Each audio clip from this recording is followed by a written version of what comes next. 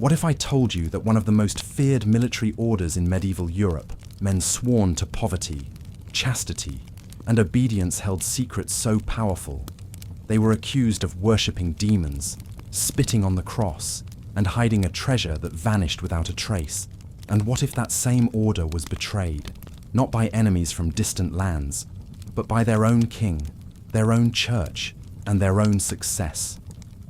Tonight, let me take you back not to a battlefield, not to a throne room, but to a cold dawn in Paris. 1307.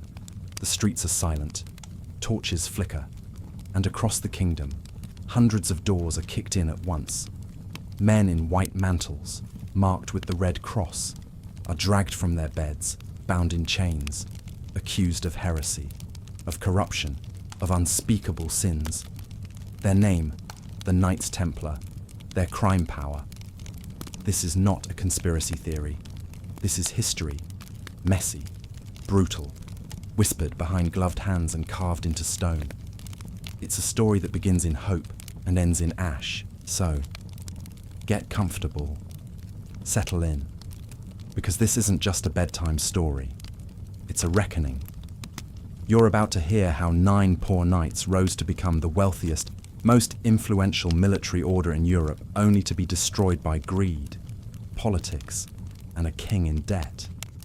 You'll hear of pilgrim roads drenched in blood, of banking secrets whispered across continents, of a Friday the 13th that still echoes through superstition. And maybe, just maybe, you'll understand why some still say the Templars never really disappeared. They just went underground. Let's begin where they did Jerusalem. 1119. The Holy Land. The air is dry. The walls of the city still bear the scars of Crusade. And 9 knights poor, devout, desperate make a vow to protect the road, to serve Christ, to die, if needed, with a sword in one hand and a prayer on their lips. They call themselves the poor fellow soldiers of Christ and of the Temple of Solomon. But history will call them something else. The Knights Templar. The year is 1119. The First Crusade is over, at least officially. Jerusalem has fallen into Christian hands, but the roads remain dangerous. Bandits prowl the routes from port cities to holy sites. Pilgrims, weary and unarmed, fall victim by the dozens. And so, 9 knights approach King Baldwin II of Jerusalem with a strange offer. They do not ask for land. They do not demand titles. They ask for permission to serve, not in court, not in war, but on the road, guarding pilgrims, protecting strangers. The king, pressed by threats on all sides, agrees. He grants them quarters on the Temple Mount, believed by Christians to be the site of Solomon's temple. Hence their name, the Knights of the Temple. They are poor. Legend says they owned only 1 horse between 2 men. Their seal even shows it 2 knights on a single steed. But what they lack in wealth, they make up for in conviction. They live like monks, fight like soldiers, and pray like saints. At first, no one pays them much attention. But in Europe, whispers begin of brave knights in the Holy Land, of a new kind of warrior, humble, holy, and fierce. The Church takes notice. In 1129, at the Council of Troyes, the Knights Templar are officially recognized by the Pope.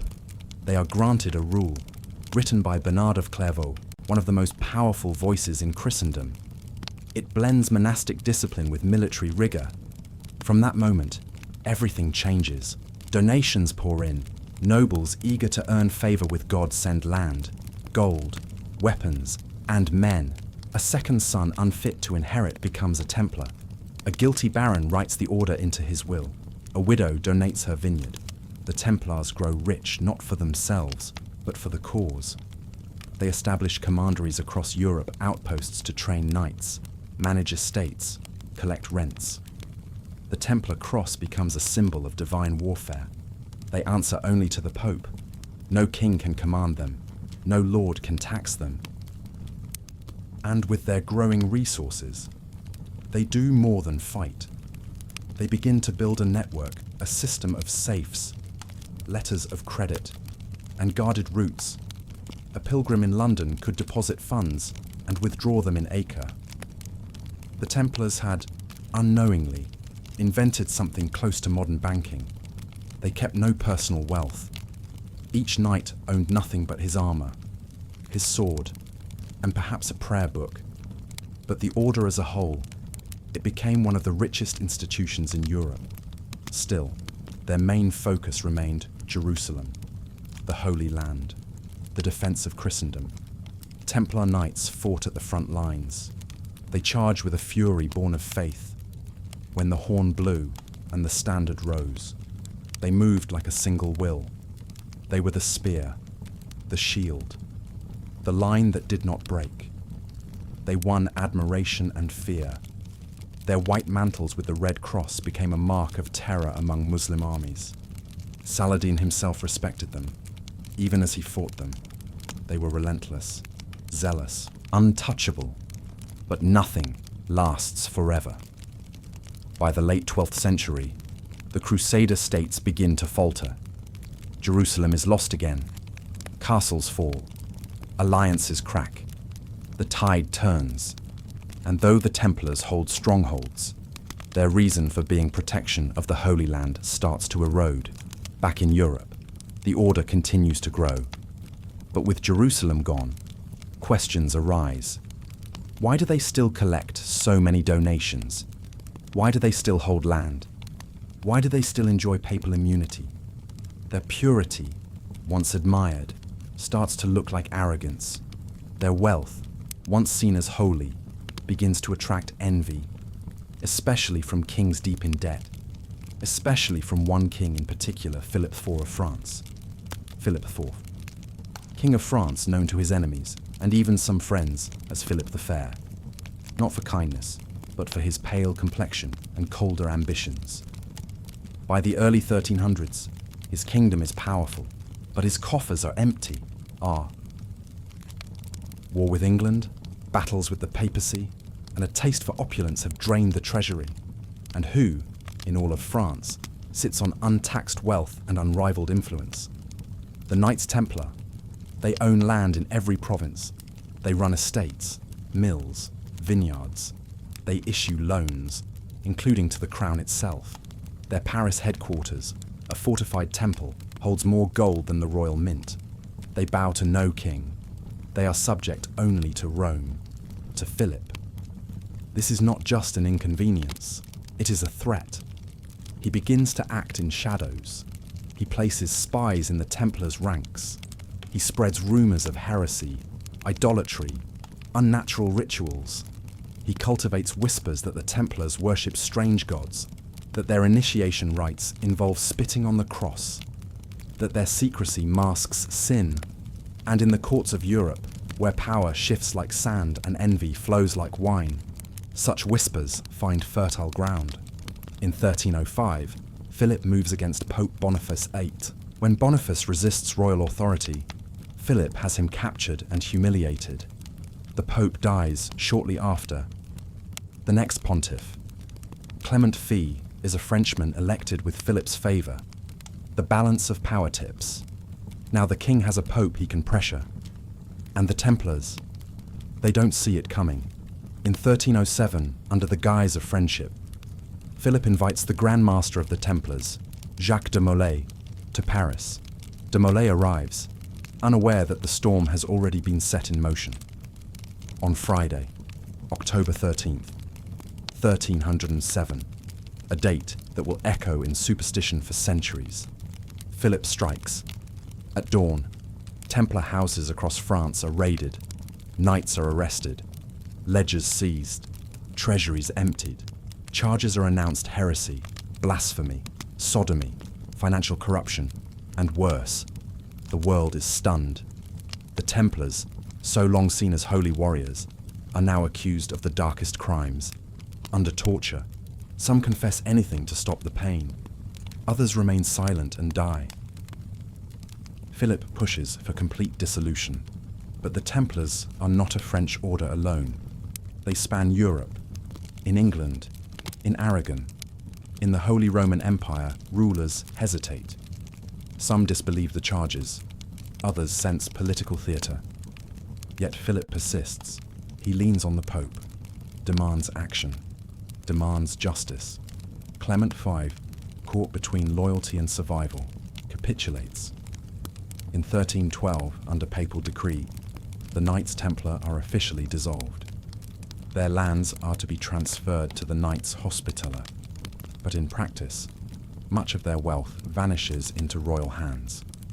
And what of the Templars themselves? Some are absorbed into other orders. Some disappear. Others rot in prison. And one, Jacques de Molay, remains defiant. In 1314, after 7 years of captivity, he is brought to a final judgment. When told to confess once more, he refuses. He proclaims the order's innocence. He declares the trial a sham. Before the crowd, he stands unbroken. That evening, he is burned alive on an island in the Seine.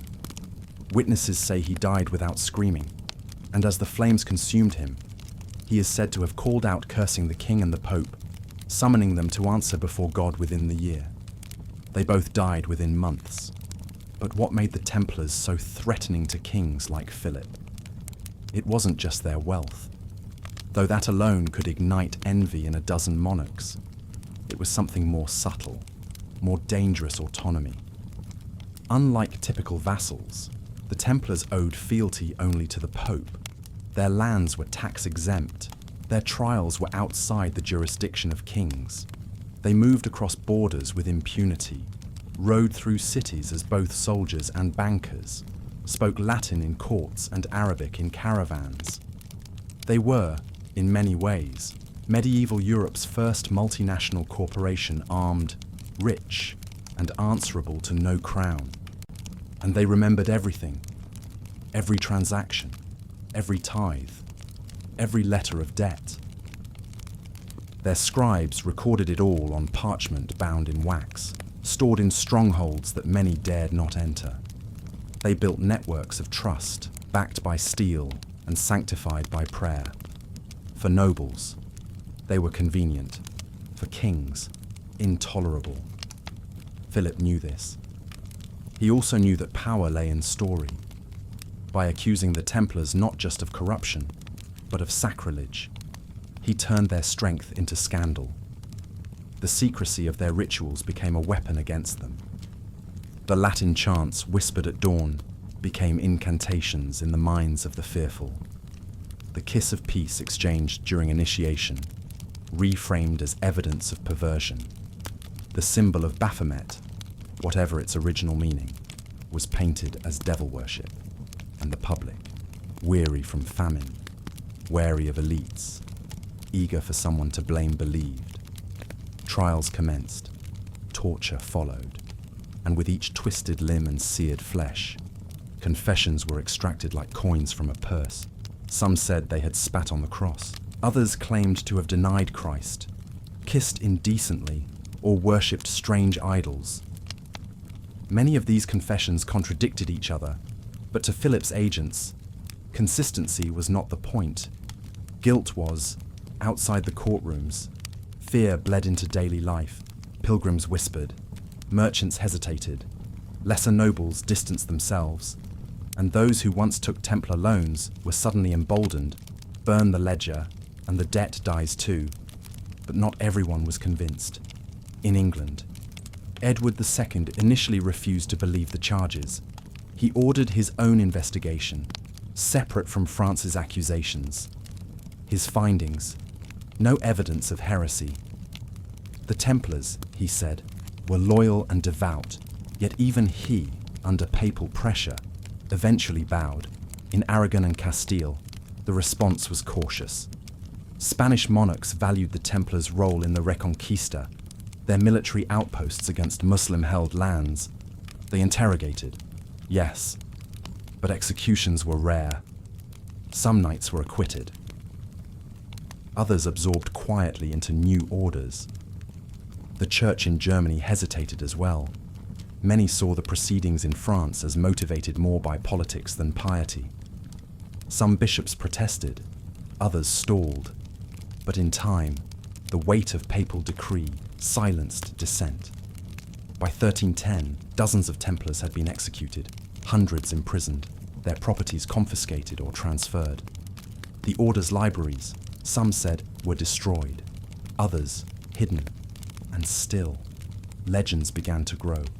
Some whispered that de Molay had cursed the Pope and King Philip from the pyre, that his ashes drifted toward the Seine, then scattered to Rome, that within a year of his death, both men would follow him into the grave. And they did. Clement V died of illness. Philip IV fell during a hunting accident. Coincidence, said some. Divine justice, said others. A story too perfect not to believe. What remained were echoes. The temple in Paris stood silent. The commanderies across Europe shuttered. The Red Cross vanished from cloaks, but not from memory. Yet silence rarely means the end of a story. When the last Templar fortress fell and the last brother stood trial, the Order vanished not into oblivion, but into myth.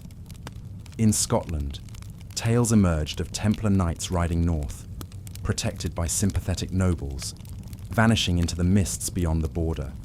Some claimed they fought at Bannockburn beside Robert the Bruce, bearing no banner but vengeance. No chronicler confirmed it. Yet the story lived on in song and smokehouse whispers. In Portugal, King Denis, clever and cautious, rebranded the surviving Templars into a new order, the Order of Christ. Their properties were transferred, their oaths renewed, and their legacy folded into a different cloak. These were still knights, still defenders of the faith, but their name bore no stain. And centuries later, under this order's banner, Portuguese explorers would sail to the edge of the world. Meanwhile, in the minds of the fearful and the curious, the Templars became something else entirely. Secret keepers, guardians of relics, protectors of the Grail. From the ashes of their fall, fiction flourished. Writers, centuries later, would connect them to everything from the Ark of the Covenant to the Shroud of Turin. They became puzzle pieces in every grand conspiracy theory, silent watchers behind thrones, stewards of forbidden knowledge. Why? Because power, once taken, must be explained. And mystery is more seductive than history.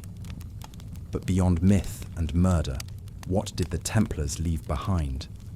They pioneered a system of letters of credit, allowing pilgrims to travel without carrying gold, arguably a proto-form of modern banking. They created a pan-European network of communication and logistics.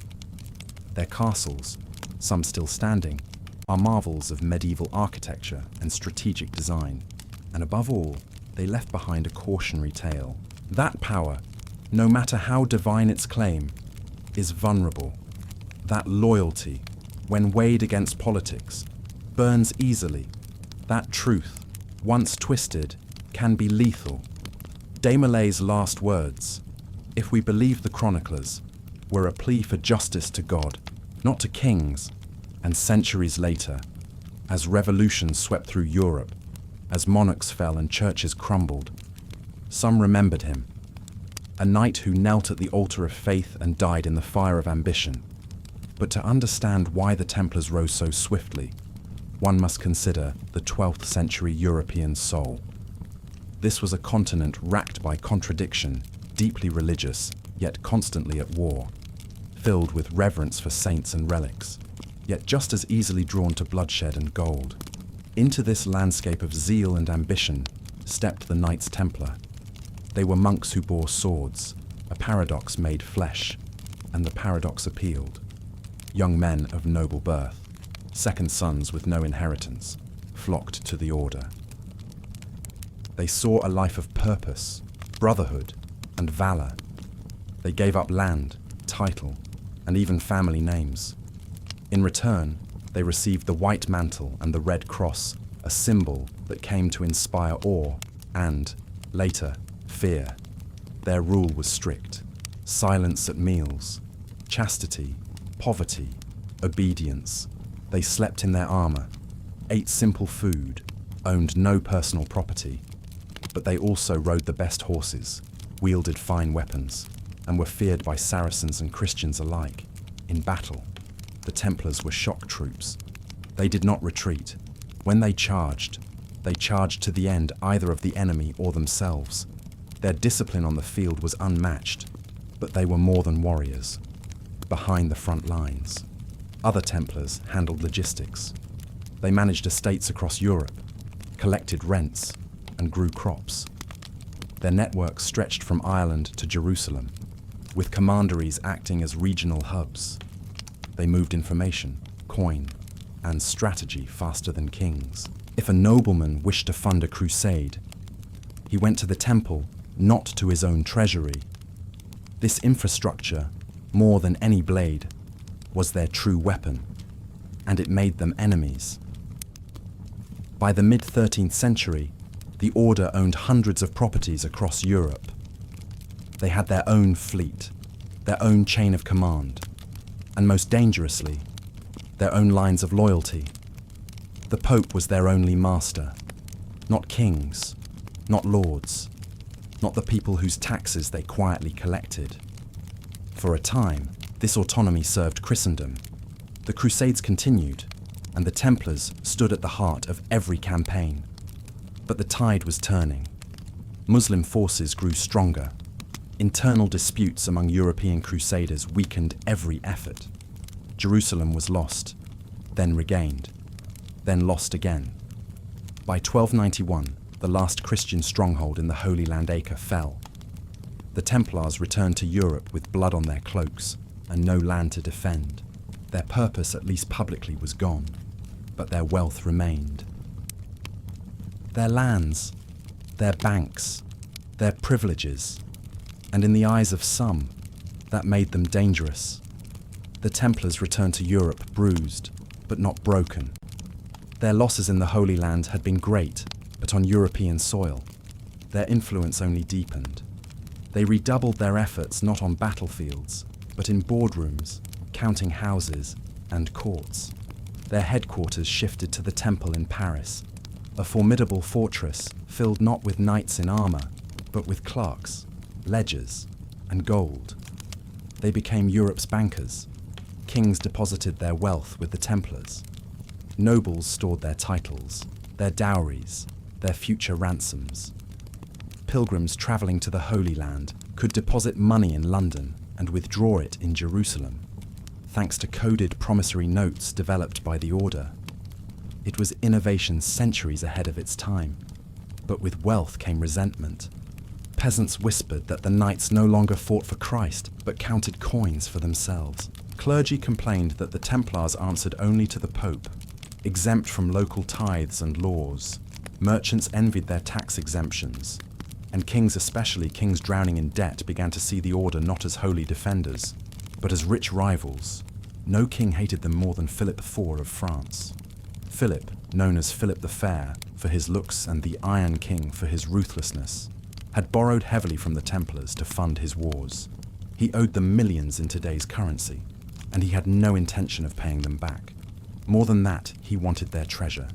He had already clashed with the Pope, even forcing the papacy to move from Rome to Avignon. He had arrested and executed Jews, seized their property, and expelled them from France. Now, his eyes turned to the temple. In 1305, Philip began plotting. He needed to destroy the Order, but legally, or at least believably. Rumors were spread that the Templars were heretics, that in secret ceremonies they spat on the cross, that they kissed one another in strange places, that they worshipped idols, that they denied Christ. It was nonsense, but it was effective. On Friday, October 13th, 1307, Philip made his move. At dawn, Templar houses across France were raided. Hundreds of knights were arrested, their assets seized. Their leaders among them, Grand Master Jacques de Molay, were thrown in prison, and under torture. They confessed. The confessions extracted under torture were grotesque and contradictory. Some knights claimed they had been made to trample the crucifix. Others spoke of secret idols, a mysterious bearded head they were told to worship. A few muttered the name Baphomet, though no one could say what or who that was. But truth was not the goal. Legitimacy was. Philip needed the Pope on his side. Fortunately for him, Clement V, the French-born pontiff now residing in Avignon, was not a man of strong spine, under pressure, and perhaps fearing for the unity of the Church. Clement agreed to investigate.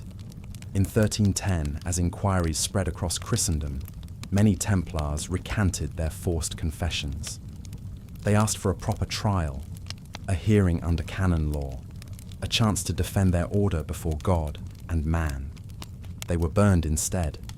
In Paris, 54 knights who had withdrawn their confessions were tied to stakes and set ablaze as heretics. No trials, no mercy. The message was clear: resistance would be met with fire. Still, the Templar spirit was not entirely broken. Jacques de Molay, the Grand Master, remained imprisoned. For 7 years he languished in chains, watching his order unravel. He saw the Pope dissolve the order formally in 1312, not for guilt proven, but for fear of scandal and civil unrest. And then came the final act. On March 18th, 1314, Jacques de Molay and Geoffrey de Charnay, the preceptor of Normandy, were led to an island in the Seine, near Notre Dame. A crowd gathered.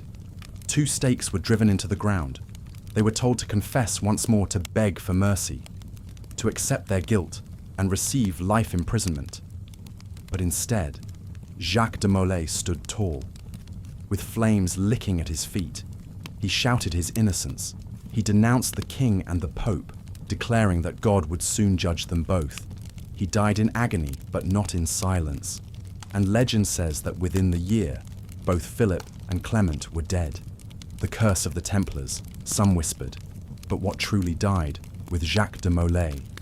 Not just a man, not just an order, but the illusion of divine invincibility. The Templars, once seen as the sword arm of Christendom, had been reduced to ashes, not by heresy, but by politics and power.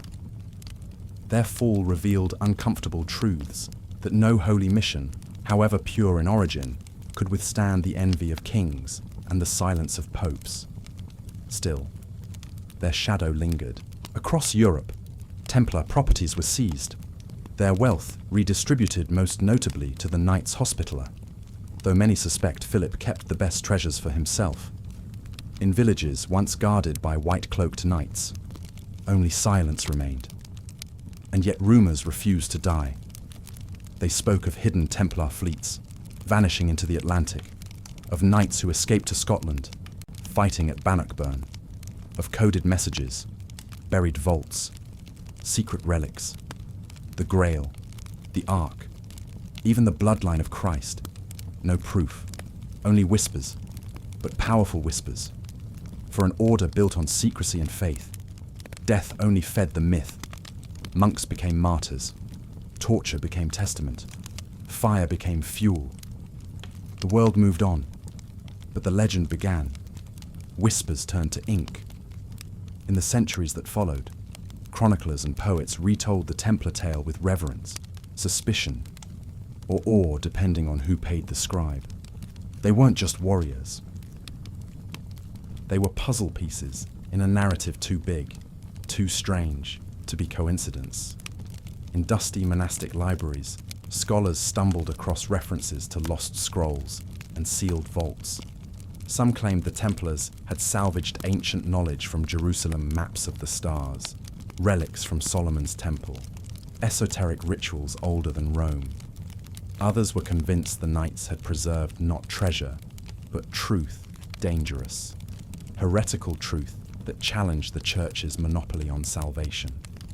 The Enlightenment thinkers, centuries later, would romanticize them further. Freemasons found kinship in their symbolism. Novelists made them keepers of secret gospels. By the time the 19th century rolled in, the Templars were no longer just a defunct military order, they were a mythic archetype, cast as guardians of sacred relics and forbidden knowledge. But beneath the mythology lies the grim reality that the Templars were, for much of their history, administrators, bankers, and warriors operating in the narrow space between faith and empire. They loaned to kings, protected pilgrims, and fought wars on behalf of the church. Their rise had been meteoric, their fall brutal, their memory contested. What they represent today depends on where one stands. To some, they are a cautionary tale, a group destroyed for growing too rich, too powerful, too independent. To others, they are martyrs of a corrupt system, a sacred brotherhood betrayed by the very institutions they served. And for those who like their history laced with mystery, they are the eternal question mark, the men in white cloaks who vanished too quickly, leaving behind just enough ash and silence for legends to grow. The Templar saga does not end neatly. There is no final resting place, no conclusive archive. Just traces a carved cross in a forgotten chapel, a codex entry half erased, a family crest passed down quietly. Their legacy, like their seal, two men on one horse, remains ambiguous. Were they saints, sinners, victims, conspirators? Perhaps they were all these things. Perhaps that's why we still remember them. The fire may have burned their bodies, but it did not silence their name. Long after the last Templar banner fell, Europe could not forget the Order of the Temple. Their ghost lingered in stone, in myth, in fear. For a continent torn between holy obedience and political ambition, the question remained: what happened to the Templars who escaped? Not all knights were arrested. Not all properties seized without resistance. In the chaos of Philip's purge, some slipped through the cracks, fleeing south to Aragon, west to Portugal, or north, into the mists of Scotland. In Portugal, the story takes an unusual turn. King Dinis, who had benefited from the Templars' land and expertise, refused to see them perish. With quiet diplomacy and a stroke of bureaucratic brilliance, he rebranded the order. In 1319, with papal approval, the Order of Christ was founded. New name, same mission. Many former Templars found refuge under this banner. They retained lands, symbols, even customs, a new identity cloaked in legality. And it was this very order, centuries later, that would fund the voyages of Prince Henry the Navigator. The age of discovery, some argue, was financed by Templar gold and guided by Templar maps. The red cross that adorned Portuguese sails, a direct echo of the cross worn by knights who once guarded the Holy Land. Elsewhere, the whispers grew darker. Scotland, already in conflict with England, offered no love for the Pope or his French ally. When rumours swirled of Templars fleeing across the Channel, some pointed to Robert the Bruce's sudden victories as more than coincidence. Bannockburn, 1314. The very year of Molay's execution was a stunning defeat for the English. Some claim Templar knights fought alongside the Scots, repaying sanctuary with swords. There is, of course, no proof, only tales, and a curious abundance of Templar iconography in early Scottish masonry. More tangibly, the Freemasons would later draw heavily from Templar lore, though born centuries later, Masonic rites, symbols, and legends often claim spiritual descent from the temple. Whether this link is historical or imagined, it reflects a broader truth: the Templars became more powerful in death than they ever were in life. Their myth became a container for hope, for conspiracy, for rebellion. From the Cathars of southern France to the revolutionaries of modern Europe, many would invoke the Templar image not just as warriors, but as victims of corruption, keepers of ancient wisdom, symbols of resistance. And in truth, Europe needed myths. After the plague, after famine, after the 100 Years' War began to grind across the continent, certainty was in short supply. Institutions wavered, the church fractured, peasants revolted, kings rose and fell. And in that confusion, the story of the Templars betrayed, exiled, martyred, resonated. Because theirs was not just a tale of piety and battle. It was a tale of trust broken, of an order that served faithfully and was, in the end, undone by the very powers they protected. It echoed the disillusionment spreading through Europe as divine right clashed with worldly greed. In Spain, legends multiplied that some Templars had crossed into Moorish lands, traded steel for secrets, and vanished into desert silence. In the Balkans, stories emerged of black-robed warriors who struck like shadows against Ottoman raiders. Even in the Baltic, along the harsh coasts where the Teutonic Order still held sway, whispers came of strange allies, silent, skilled, always watching. But not all echoes were noble. In France, the mere suspicion of Templar association became dangerous. Landowners accused rivals. Scribes copied fabricated confessions. The Inquisition, emboldened by its success, now saw heresy everywhere. The burning of Jacques de Molay had opened a door, and power rushed in to fill the void. Yet despite the fear, fascination lingered. Pilgrims still visited former Templar chapels.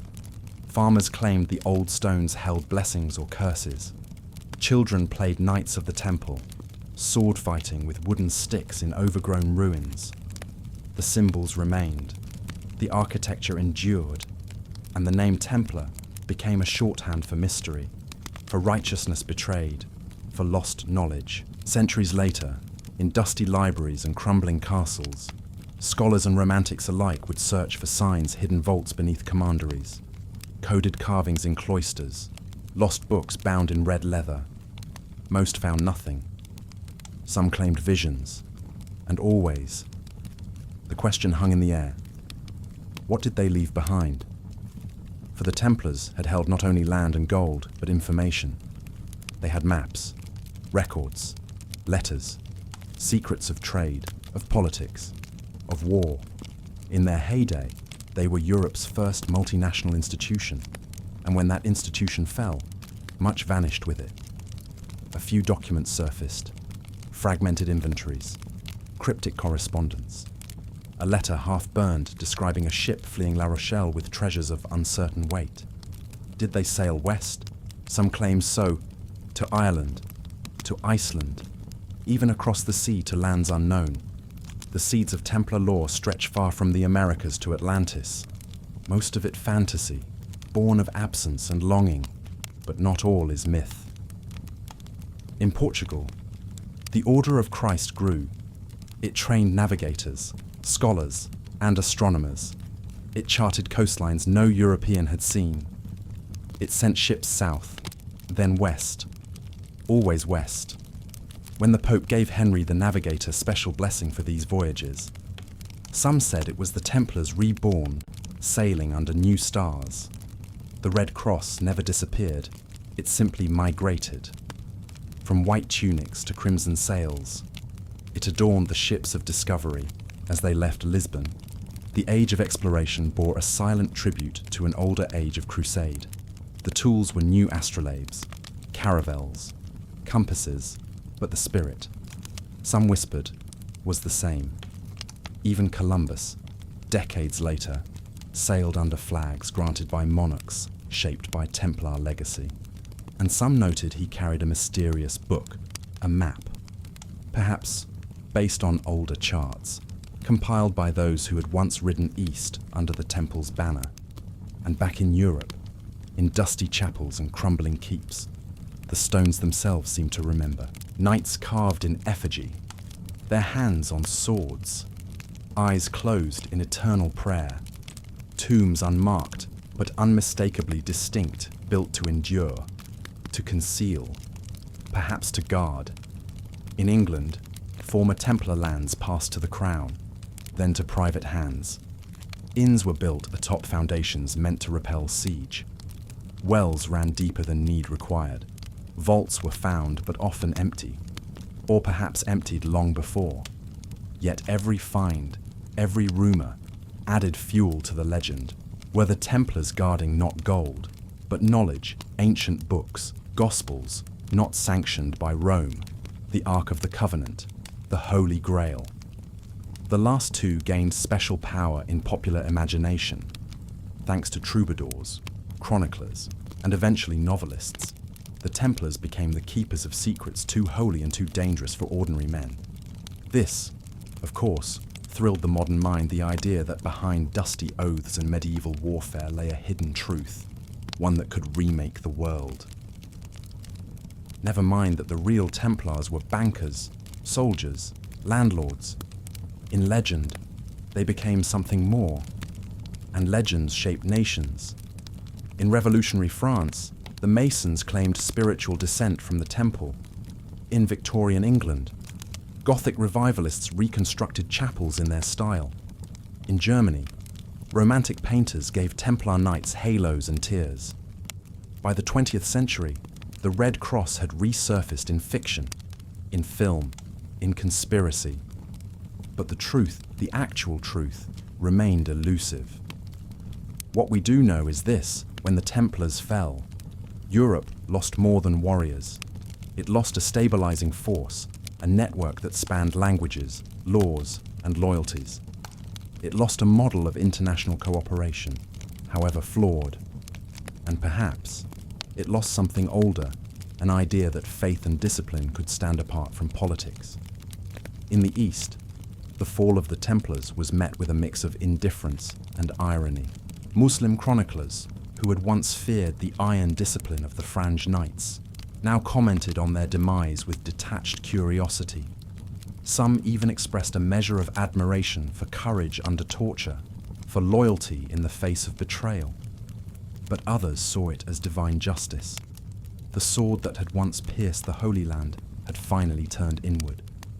What arrogance built, pride destroyed. Meanwhile, survivors of the Purge vanished into different paths. Some joined other orders, the Hospitallers, the Teutonic Knights.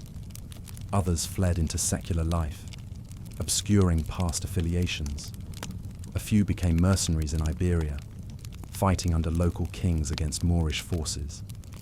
And some, if stories are to be believed, became wanderers, quiet men with haunted eyes, bearing symbols no longer welcome, moving from town to town like ghosts in a new world. In Portugal, however, something unique occurred. King Denis, clever and loyal, refounded the Templars under a new name, the Order of Christ. With papal blessing, he absorbed their lands, records, and traditions. The Red Cross became an emblem of maritime ambition.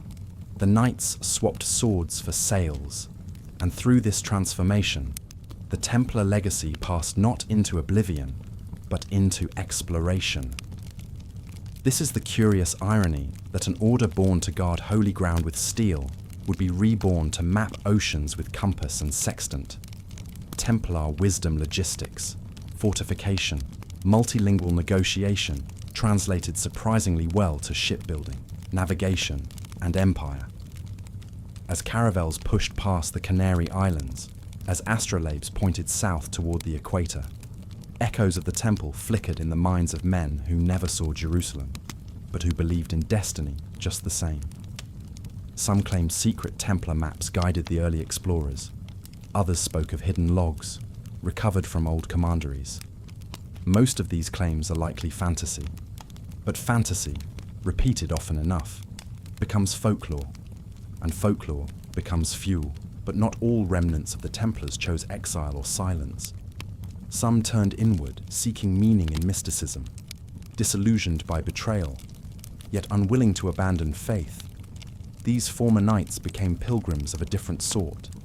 They wandered, yes, but into the deeper recesses of esoteric Christianity, Gnosticism, Kabbalah, Hermeticism. Ideas once condemned as heresy now found quiet resonance.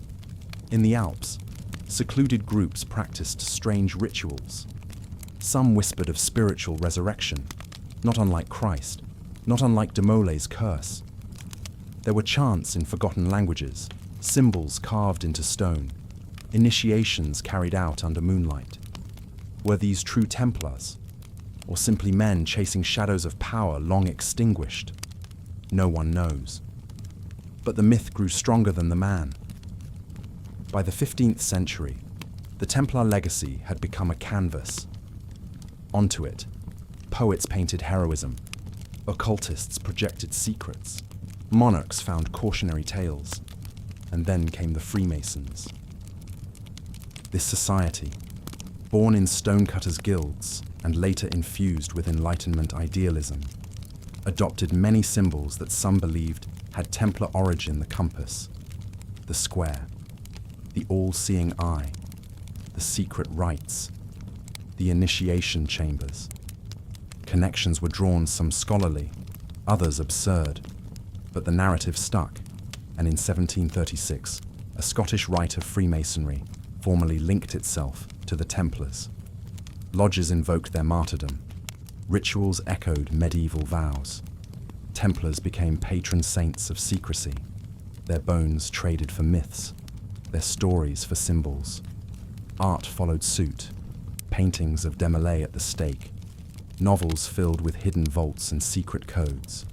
By the 19th century, the Templars had gone from forgotten core to eternal enigma, and today they linger in conspiracy, in fiction, in film and creed. The red cross on white still stirs something: romance, nostalgia, dread. Not because of what the Templars were, but because of what they became. Centuries passed, but Europe never truly buried the Templars.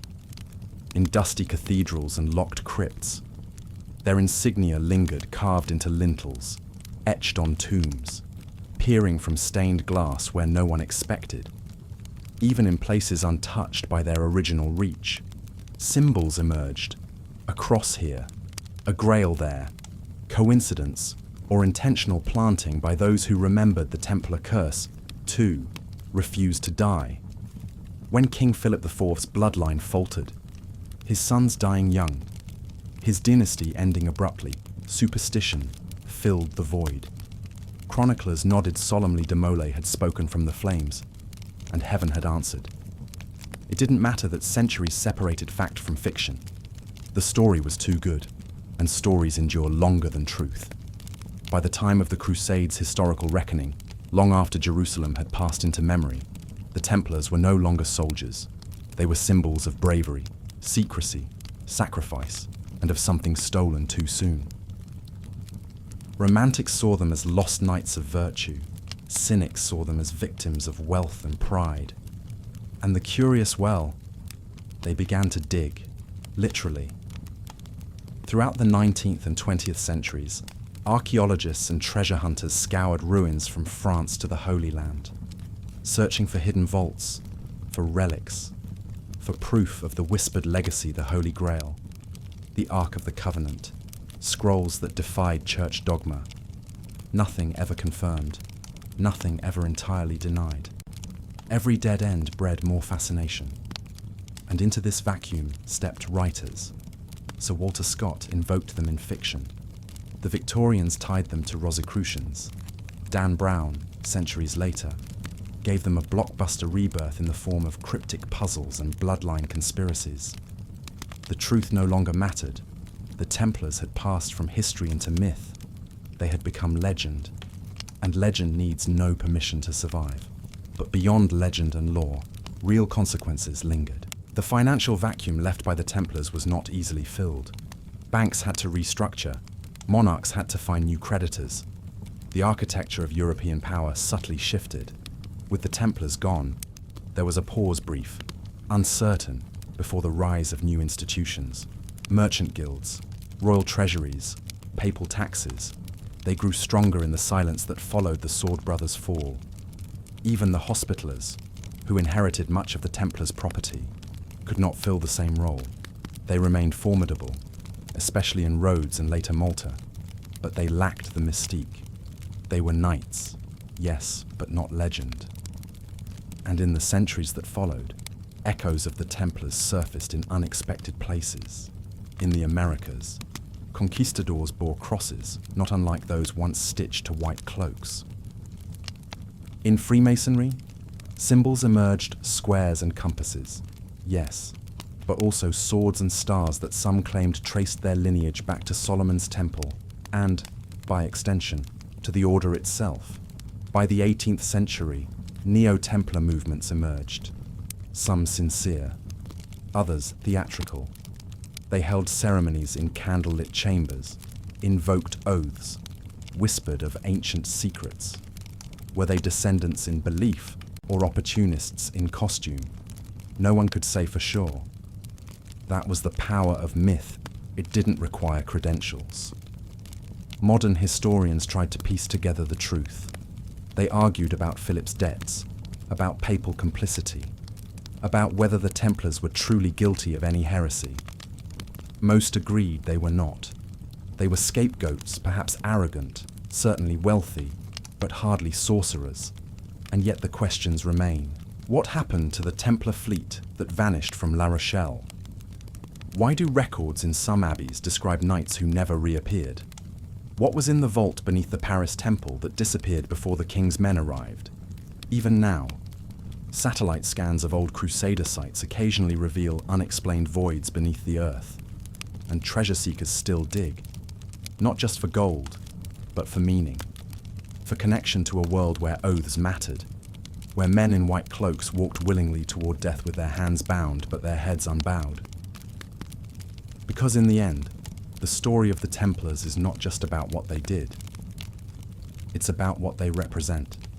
Conviction, brotherhood, mystery, sacrifice, a light that burned too bright, and perhaps, somewhere, still burns.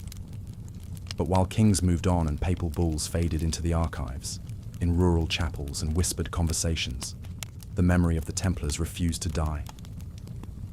Some said the knights still rode at night, ghostly figures cloaked in white, guarding secret routes or hidden relics.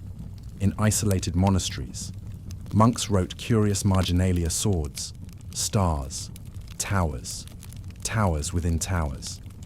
Too ambiguous to be evidence, too deliberate to ignore. Others told of Templar descendants hiding in plain sight, noble families with crests strangely reminiscent of the Red Cross, chapels built to unknown proportions, aligned with stars, dedicated not to saints, but to virtue itself. In Portugal, the story took an unexpected turn. There, the order was reborn under another name, the Order of Christ. With papal blessing, they inherited Templar lands and many of their former members.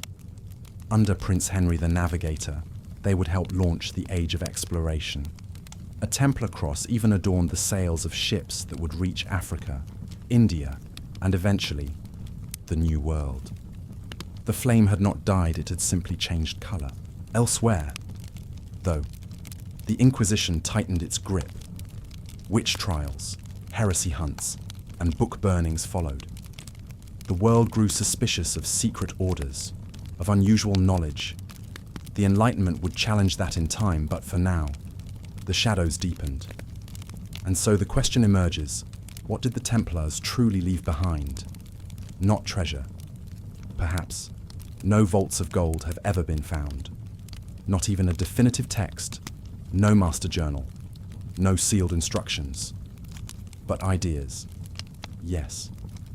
The idea that faith and arms could be wedded to discipline, that men could dedicate themselves wholly not just to conquest, but to a code, that wealth and virtue could coexist, even if uneasily, and perhaps, most dangerously, the idea that some truths lie just beyond reach, hidden in symbols, waiting to be discovered by those who dare to look.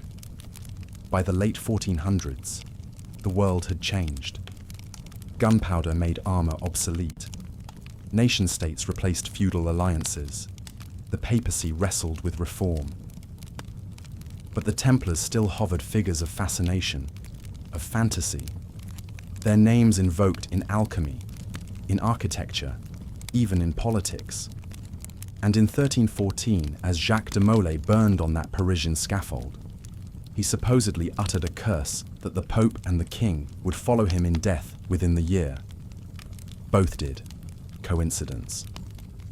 History rarely deals in absolutes, but legend thrives in such moments. Long after their dissolution, the Templars remained alive in ink and imagination. Chroniclers of the Renaissance puzzled over their demise. Some saw it as divine punishment for pride. Others, as a grave injustice proof that even the most disciplined brotherhood could not escape the claws of envy and power. In England, writers began to romanticize the Templars. Shakespeare's contemporaries hinted at forgotten orders and ancient oaths. In France, whispers lingered around sites where Templar houses once stood. Some said the ground never settled right again. In Germany, occult philosophers conjured links between the Templars and lost wisdom from Alexandria or even Atlantis. By the 1700s, the age of Enlightenment thinkers and secret societies bloomed. Freemasonry, born from stonemason guilds, adopted rituals steeped in mystery. Some branches, most notably the Scottish Rite, claimed lineage to the Knights Templar. Initiates swore oaths beneath symbols nearly identical to those once worn by warrior monks in Jerusalem. Was it real historically? No. Spiritually, perhaps.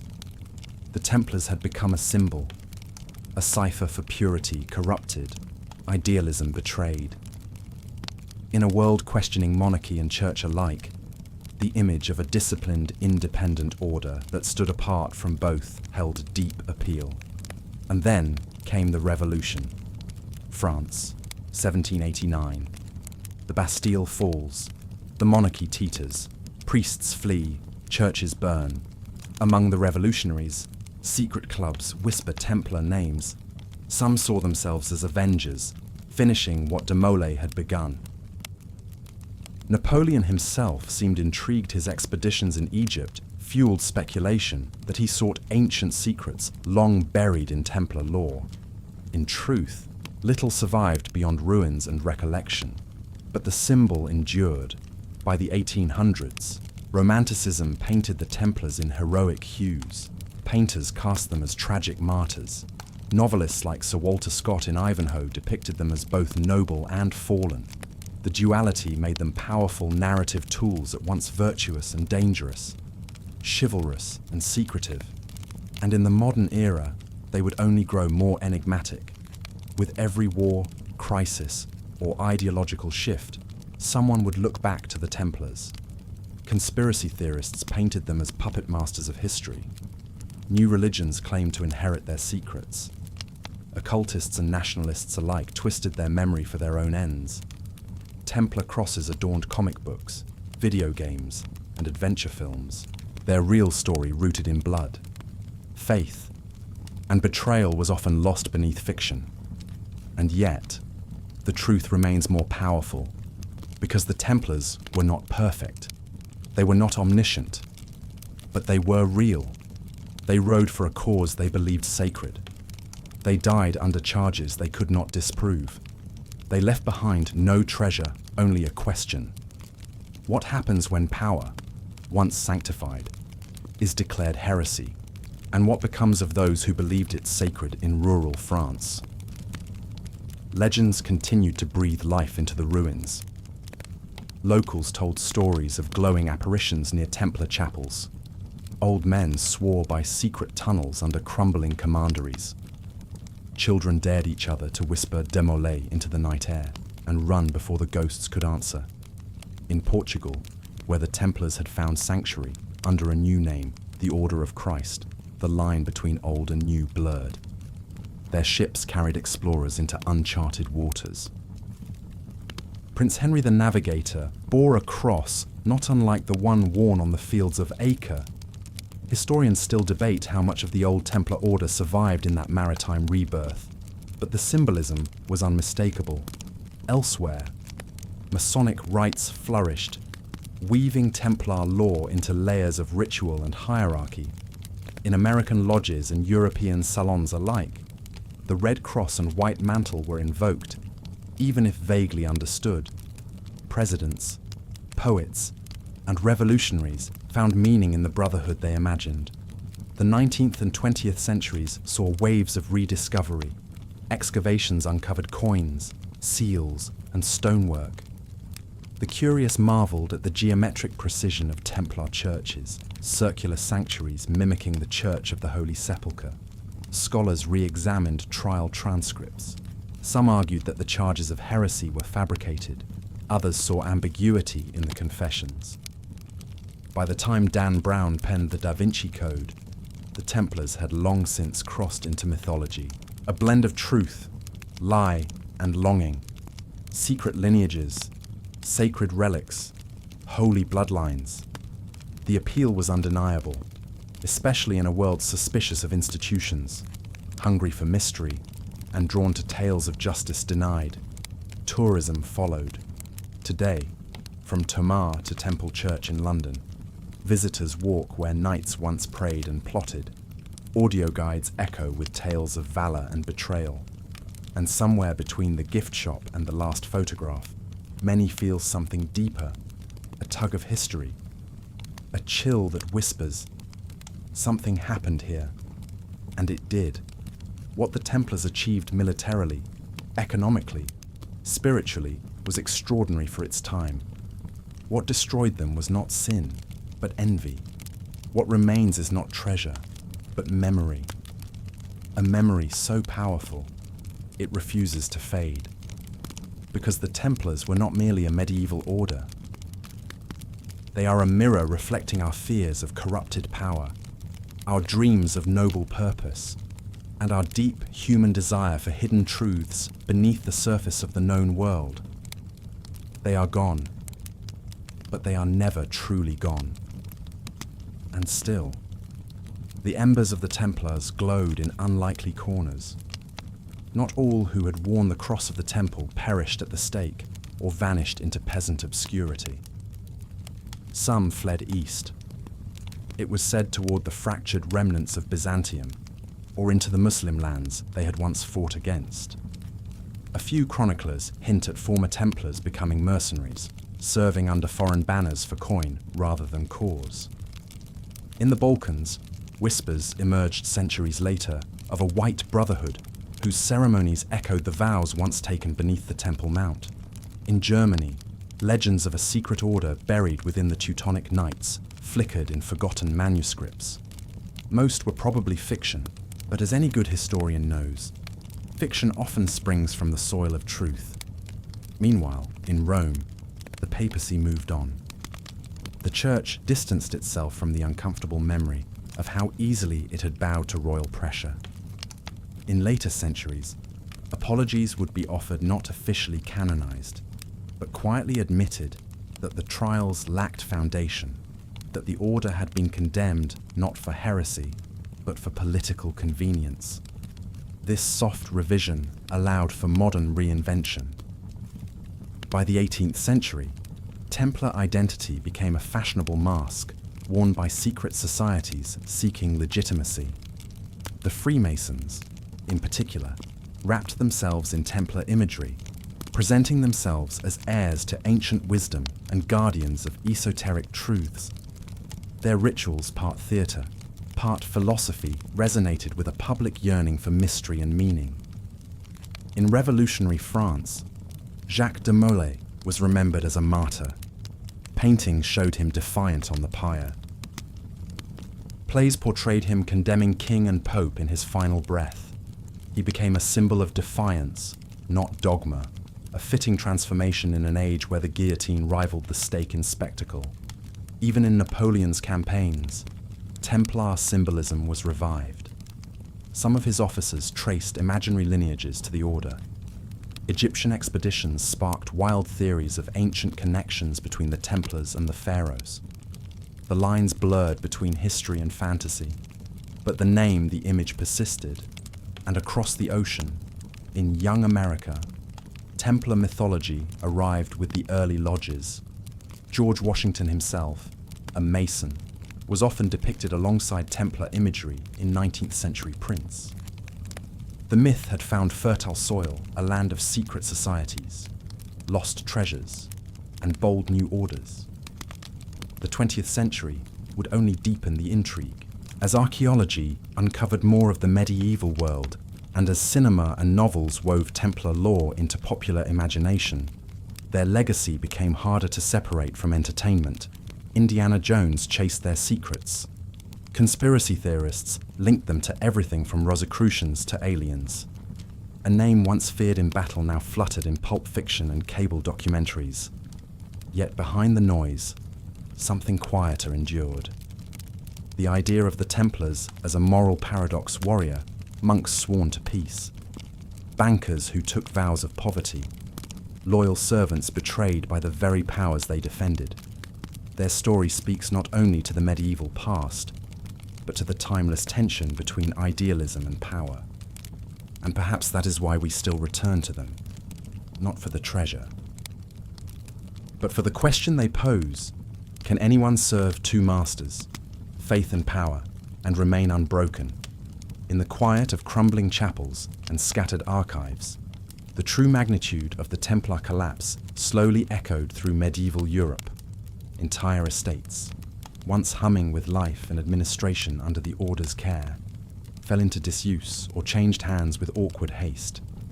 Some were seized by rival nobles, others absorbed by the Hospitallers, whose uneasy inheritance came not just with land, but with lingering suspicion. The Hospitallers, officially awarded much of the Templar holdings by the papacy, never wore the mantle comfortably. For years they struggled to claim Templar assets that local kings had no intention of relinquishing. In England, the crown stalled. In Spain, Templar castles quietly became royal fortresses. The vast international network the Templars had painstakingly built was fractured beyond repair. But if the Order had vanished physically, its financial ghost endured. Debts owed to the Templars lingered. Contracts were questioned. Litigation flooded courts. Some creditors refused to acknowledge the Order's dissolution, while others seized the opportunity to cancel obligations altogether. Across the continent, disputes flared who now owned what, and who would repay whom. Meanwhile, the sudden void in Crusader identity left a moral and political vacuum. With the fall of Acre in 1291, the dream of a Christian kingdom in the Holy Land had already crumbled. The Templars had been its staunchest defenders, and now, stripped from history, there was no force left to rally another expedition. The crusading era, for all intents and purposes, was finished, but the idea of the Templar martyr began to take root. From secret poems, whispered in monastic circles, to ballads sung by itinerant minstrels, tales of brave knights betrayed by the world they had sworn to protect began to spread. De Molay, the last Grand Master, became a figure of grim dignity, remembered not for failure, but for steadfast silence. His alleged curse from the flames, calling the Pope and King to divine judgment, was repeated with fascination. In rural France, where memory held longer than law, villagers still spoke of hidden Templar gold and tunnels beneath ruined commanderies. Children dared each other to touch the Templar cross etched in weathered stone. In truth, no great treasure was ever found, but legends rarely require proof. More intriguing still were the supposed survivors. In Portugal, King Denis refused to prosecute the Templars as heretics. Instead, he rebranded them, forming the Order of Christ in 1319. Many former Templars found refuge there, and under this new banner, they would eventually sponsor the voyages of discovery that reshaped the world. From Templar silence would come the age of exploration. As decades rolled on, the Templar name passed into the realm of myth and speculation, detached from its tangible roots in stone and sword. Where once stood disciplined warriors and financial geniuses, now there hovered questions without answers, shadows without anchors. In Germany and the Low Countries, whispers began to grow that the Templars had never truly vanished, only gone underground. Stories spread of secret gatherings held in moonlit ruins, of rituals spoken in ancient Latin, of brothers who wore no visible cross but kept their vows. These tales found willing ears, especially in an age where mystery comforted more than truth. In Italy, chroniclers recorded odd references to knights in white mantles who interceded in battles with uncanny timing, appearing and vanishing like ghosts. Some claimed they saw Templar ships anchored off remote coasts, flags lowered, as if waiting for orders that would never come. But nowhere did the legend flourish more than in Scotland. There, amid political turmoil and the wars of independence, a compelling narrative emerged that surviving Templars had fled to the Highlands, offering their swords to Robert the Bruce after his excommunication. Though no contemporary proof exists, the idea proved irresistible. Centuries later, even Freemasonry would trace its symbolic lineage back to these supposed fugitives, adding layers of mystery and esoteric tradition. And still, the Church moved on. New orders rose. New crusades were dreamed against heretics, not Muslims. The papacy turned inward, then wandered to Avignon. Europe changed, but the Templar story remained like an echo in stone quiet, persistent, impossible to silence. The trial of the Templars, with its confessions under duress, its politically convenient timing, and its swift executions, gradually came under scrutiny. By the late 1300s, scholars and ecclesiastics whispered that perhaps the order had been wronged. In 2007, the Vatican would release the Chinon Parchment, a long-lost document showing that Pope Clement had secretly absolved the Templar leadership of heresy in 1308. Too late to save them, but not too late to rewrite memory. The burning of Jacques de Molay, once an ending, now became a beginning for those who sought truth behind power. In the quiet places of Europe, beneath vaults, behind cloisters, between the lines of forgotten books, the story of the Templars lingered, not just as victims, not just as warriors, but as a mirror, a reflection of what faith, power, and fear can create and destroy. Yet for all the blood spilled, for all the treasures seized, for all the records rewritten, one question lingered, unanswered. What had the Templars truly been guarding, not just in Jerusalem, not merely in their fortresses, but in their silence? Across the centuries, ruins of former Templar strongholds stood like riddles in stone. Some were repurposed by other orders. Others crumbled, their walls devoured by ivy and time. Yet pilgrims still came. Tourists followed. Scholars speculated, because something in the story refused to rest. The sword had fallen, the armor had rusted, the order was gone. But their name endured, not as a warning, not even as a legacy, but as a mystery. And Europe, so used to questions answered by faith or fire, could not let it go. The tale of the Templars did not end with the executions. It transformed into whispers, into symbols, into stories too potent to die. The fires of March 1314 may have consumed Jacques de Molay, but from those flames rose something more enduring than brick or steel myth. And myths, especially those built on the ashes of truth, never die quietly. What makes a myth powerful? Not just the truth it may conceal, but the longing it awakens. When the last Grand Master burned, the Order of the Templars ceased to exist in lore, but in legend, they only began to grow. In taverns and manuscripts, in whispers passed from monk to merchant. Their name became something other than knightly, it became mysterious. People spoke of treasures smuggled out of Paris before the arrests, of hidden vaults beneath Temple Mount, of maps, relics, scrolls, secrets too dangerous to fall into royal hands. And whether true or not, these tales took root. Even the Freemasons, centuries later, would be accused of drawing heritage from the Templars, though no direct evidence survives. Yet the parallels intrigued. Symbols of squares and compasses, secrecy and brotherhood. Was it lineage or was it longing? And then there was the Holy Grail, not mentioned in any real Templar record, not part of church canon, but somehow again and again tied to them. Writers in the 18th and 19th centuries began to weave the Grail myth into the Templar story. Suddenly, the knights became guardians not of just land or law, but of divine mystery. This was not history, but it was irresistible.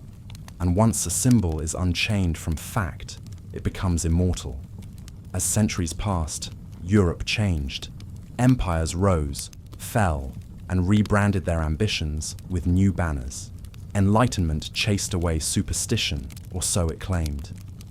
But even amid rationalism and revolution, the Templar myth endured. It thrived. In fact, because of doubt, not despite it. When truth is hidden, or buried, or burned, imagination rushes to fill the void. Writers began to resurrect the order, not in fact, but in fiction. Voltaire referenced them in letters. Goethe hinted at Templar mysteries. By the time of the Romantic movement, artists painted knights in white mantles standing before flaming altars, secret scrolls tucked in stone-walled crypts, eyes fixed on a distant horizon that always hinted at something more. The 19th century brought archaeology and occult revival. Suddenly, the world was hungry again for ancient wisdom. Pyramids were measured, stone circles mapped, and the Templars, half lost in real history, were easy vessels for arcane lore. They became alchemists, keepers of esoteric rites, even ancestors to secret societies. Books exploded with speculation. Were they the guardians of Christ's bloodline? Did they retrieve relics not listed in any Crusade inventory? Some even argued they'd sailed to America before Columbus, founding enclaves along rocky shores. Others claimed they had uncovered knowledge preserved from Atlantis, an echo too distant to prove, yet too alluring to silence. By the 20th century, the Templars had become a paradox erased by history, yet present in every conspiracy. They were said to be behind secret banks, to fund revolutions, to steer world events through coded messages in architecture and art. Churches once owned by the order were combed for signs hidden pentagrams, anomalous alignments, gargoyles that seemed to whisper. Modern fiction picked up the thread with fervor. Dan Brown's The Da Vinci Code didn't invent the Templar Grail link, but it popularized it for a new generation. Video games like Assassin's Creed built entire franchises around shadowy Templar villains. Television specials and documentaries reanimated the order with every theory that mainstream history refused to endorse. And in all this swirl, one truth remained: no one could let the Templars rest. Because to believe they died in 1314 is to believe the world is only what it seems. But if they survived, if some fragment remained, then the past is still alive, still watching, still guarding, and maybe still waiting. Whispers of the Templars have not only lingered, they have embedded themselves into the very foundations of Western myth-making. Masonic rites, Vatican archives, secret vaults beneath Rosslyn Chapel. The list is long. The facts are few. The allure, endless. The Freemasons, for example, have long been associated rightly or wrongly with Templar legacy. Some rituals reference a fallen brotherhood. Some symbols echo the Red Cross and the sword. Was this homage or inheritance, scholars argue? Enthusiasts believe. The Masons never denied it outright. Why would they? Mystery is power. In Portugal, the Templars never truly fell. There, King Denis merely rebranded them as the Order of Christ. Their assets were preserved, their members protected. Centuries later, Prince Henry, the navigator patron of the Age of Exploration, would emerge from their ranks.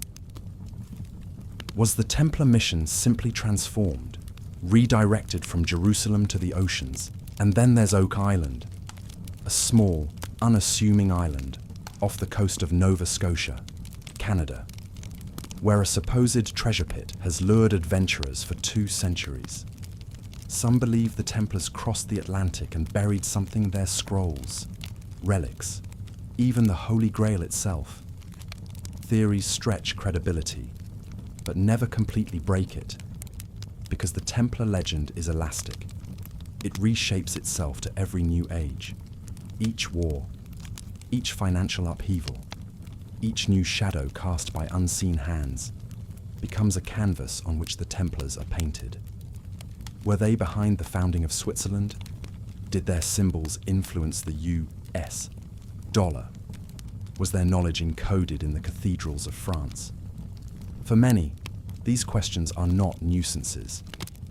They are lifelines, because in a world that often feels opaque and manipulated, the idea of a noble secret brotherhood resisting corruption, holding a sacred truth, offers hope, even if it's fiction, or perhaps especially because it is.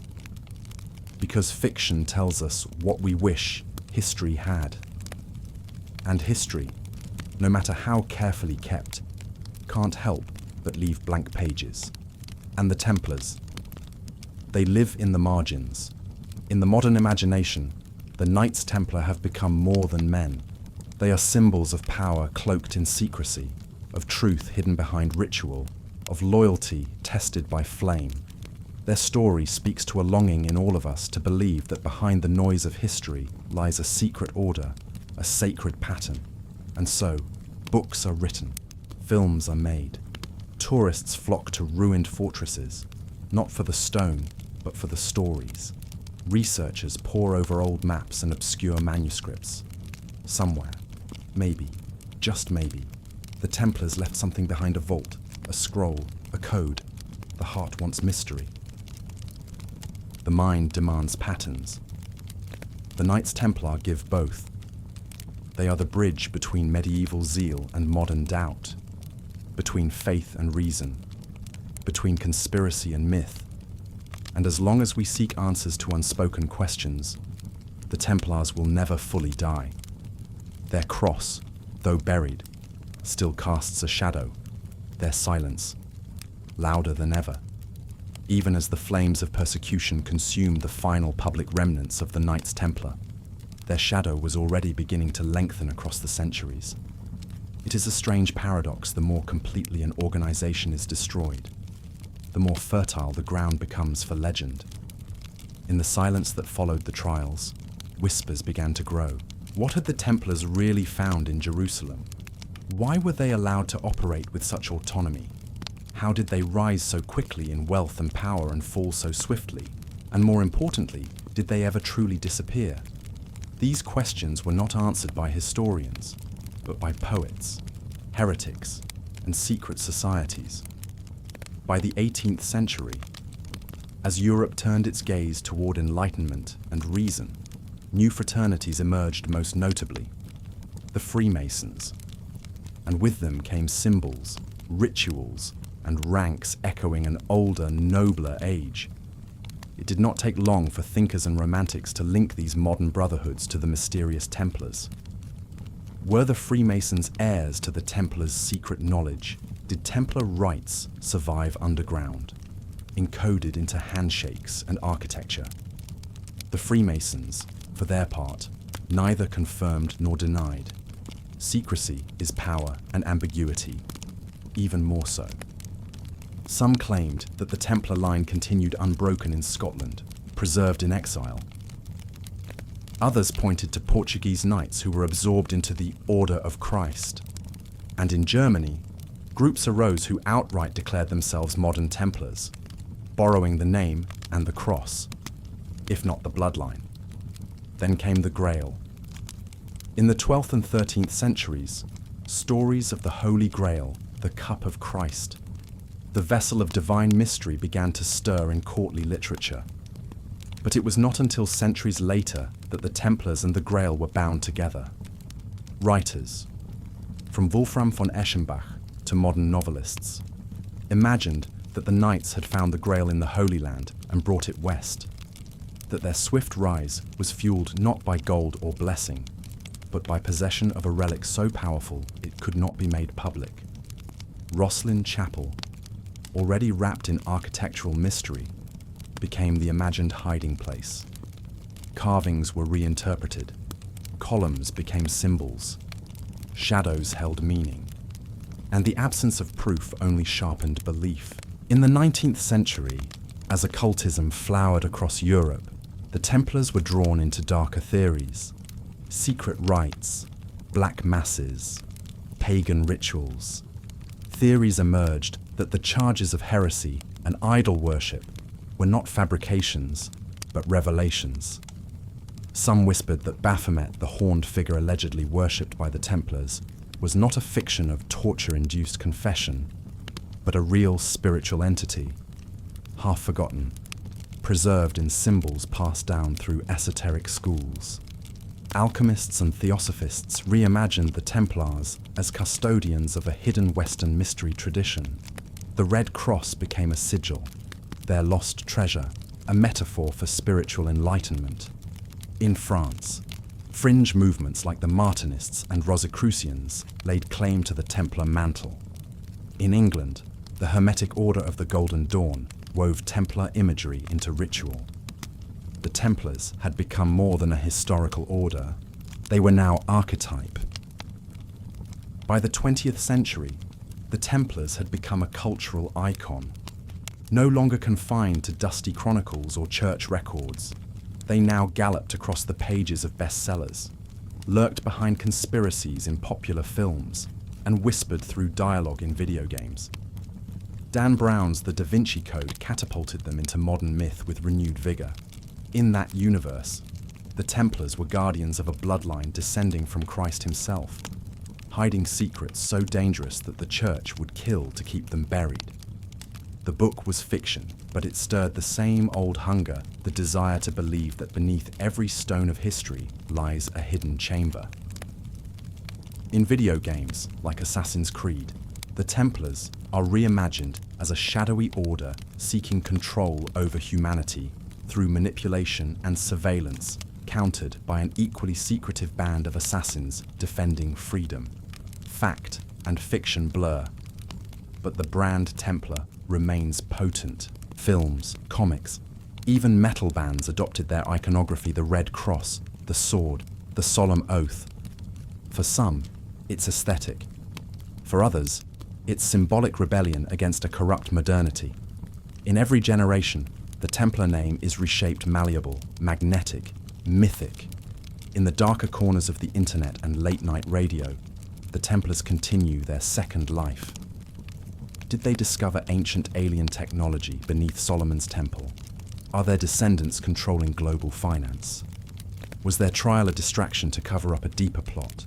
The lack of evidence fuels belief, not doubt. If nothing concrete is left, then anything could be true. Every vague mention, every missing manuscript, every unexplained architectural feature becomes a clue. And every clue, a thread in a vast invisible web. Conspiracies thrive in the absence of closure, and the Templars, extinguished in secrecy, condemned in ambiguity, offer no closure. In the real world, dozens of modern Templar organizations exist. Some are charitable, some ceremonial. A few are military fraternal groups, others, little more than fan clubs cloaked in Latin mottos and replica armor. They award medals, hold processions, publish newsletters. Some trace their lineage often dubiously back to the medieval order. Others make no such claims, embracing the symbolism without the burden of proof. To join a modern Templar order is not to inherit a sword or a grail, but a story. One written in blood and myth, burned and resurrected across centuries. Step into almost any old cathedral or fortress in Europe, and you might hear it: the whisper of stone, the subtle echo of symmetry that speaks of Templar hands. While the actual architectural contributions of the Templars were limited by the short span of their existence, the legend of their craftsmanship endures. Tour guides point to octagonal chapels, such as the Temple Church in London or the Convento de Cristo in Portugal, as proof of sacred geometry. Tourists trace fingers along carvings of knights and roses, convinced they hide encoded secrets. In some places, the very orientation of a structure aligned to solstices, to Jerusalem, to the stars is presented as Templar code. And perhaps some of it is, but perhaps more lies in our need to believe that genius was buried, not lost. That knowledge was hidden, not forgotten. The Templar myth breathes best in spaces of silence and shadow, where possibility outweighs proof. Ironically, the institution most responsible for the Templars' fall, the medieval church, also preserved much of their legacy. Monastic records, ecclesiastical trials, papal bulls. These are the bones of the Templar story. Without them, we would have little more than rumor. But the Church also shaped perception. By branding them heretics, it cast doubt. By preserving their structure in text, it offered fascination. It's a paradox the Templars were both excommunicated and immortalized by the same system. The Church closed the order, but left the door open just enough for centuries of curiosity to seep in. Sadly, the Templar name has also been misused. In recent decades, far-right and nationalist groups have appropriated Templar symbols, viewing the knights not as monks of faith, but as warriors of identity. The Red Cross becomes a banner not of sacrifice, but of imagined superiority. This is a distortion historically and morally. The medieval Templars served a pope, not a race. They guarded pilgrims, not purity, but symbols. Once untethered from truth, are easily repurposed, and myth, once loosed, obeys no historian. If their bones lie in Parisian crypts, their ghosts walk through modern fiction. The 20th and 21st centuries turned the Templars into bestsellers, blockbuster icons, and video game avatars. From the Da Vinci Code to Assassin's Creed, the knights have transformed from historical actors into narrative catalysts. Why? Because they balance perfectly between the known and unknown. They are structured enough to be believable, obscure enough to be flexible, a ready-made secret society, conveniently destroyed before revealing too much. In novels, they guard bloodlines of Christ. In films, they leave behind riddles, vaults, and prophecies. In games, they wage secret wars against rival ideologies. Each version borrows just enough history to feel real, then dives into speculation. This is both tribute and tragedy. Tribute, because it keeps the memory alive.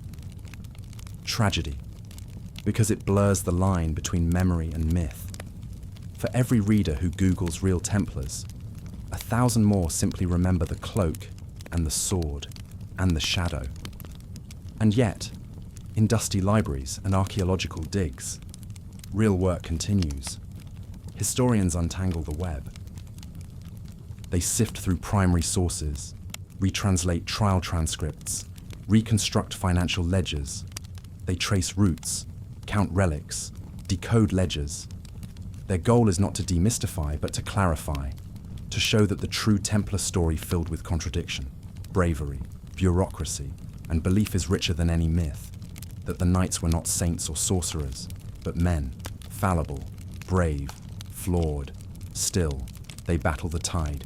For every scholarly article, there's a viral video. For every academic correction, a conspiracy thread. Truth, it seems, is slower than imagination. So why do we keep returning to them?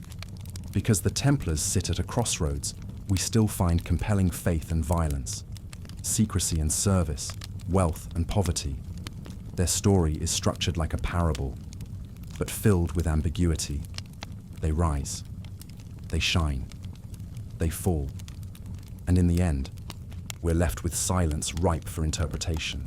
They serve as mirror and myth. We see in them our hopes for hidden wisdom and our fears of betrayal.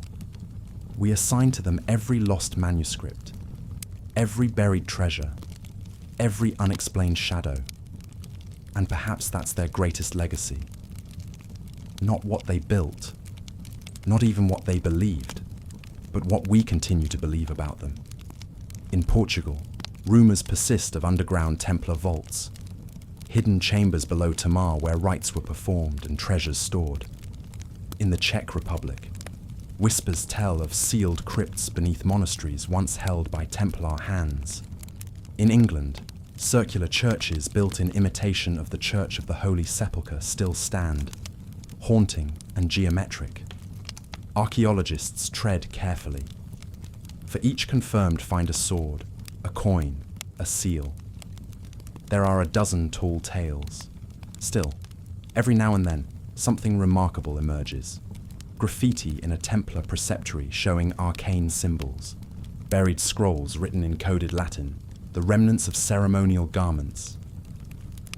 Even in Jerusalem, where their order began, some claim ancient stones whisper of them. They were custodians once, of shrines, relics, and secrets. But did they bury their own? The Templar name never truly died. Across Europe and beyond, fraternal organizations have emerged bearing the cross.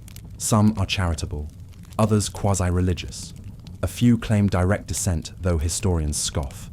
The Knights of Malta, the sovereign military order of the Temple of Jerusalem, and other Masonic branches all invoke the Templar spirit. Most famously, Freemasonry. The connections are speculative but seductive.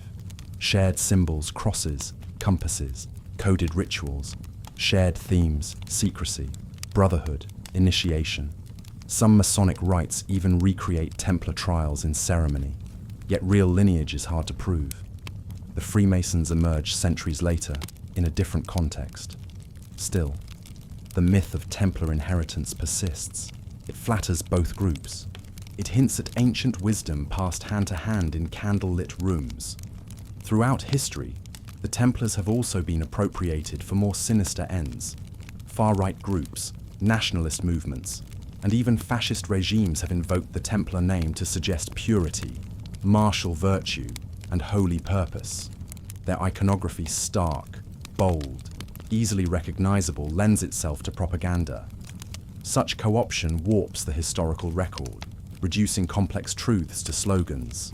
But the allure of ancient legitimacy is potent, say Templar, and people listen even when they should not. Stripped of myths and politics, what remains a vision of dedication, a willingness to die for belief, a structured brotherhood, a blend of prayer and practice. Though their institution failed, the idea endures. Pilgrims still walk paths they protected. Churches still echo with chants they once knew. Their ethos service, courage, sacrifice echoes faintly in military chapels and humanitarian missions. By the 20th and 21st centuries, the Knights Templar had transformed no longer a historical institution, but a pop cultural phenomenon. From literature to film, video games to speculative non-fiction, their name has become synonymous with mystery, guardianship, and forbidden knowledge. In the Da Vinci Code, they are guardians of the Holy Grail's secret. In Assassin's Creed, they are the shadowy antagonists controlling history. In board games, novels, and countless documentaries, they are simultaneously portrayed as protectors, puppeteers, martyrs, and manipulators. This duality of sanctity and subversion ensures their lasting appeal. Templars are a mirror. We see in them what we fear or crave: a noble order betrayed by corrupt power, a secret cabal ruling from the shadows, or ancient wisdom lost to time, waiting to be rediscovered. Why do they continue to fascinate? Perhaps because they sit at the intersection of opposites: monks and warriors, protectors and punishers, servants of faith and victims of politics. Their rise was meteoric, their fall abrupt, their legacy fragmented, repurposed, and often misunderstood, invites reinterpretation with every age. In an era hungry for meaning and myth, the Templars offer both. Their symbols evoke power and purity. Their silence suggests hidden truths. Their destruction feels unjust, and thus their story remains unfinished. The Knights Templar are gone, but not vanished.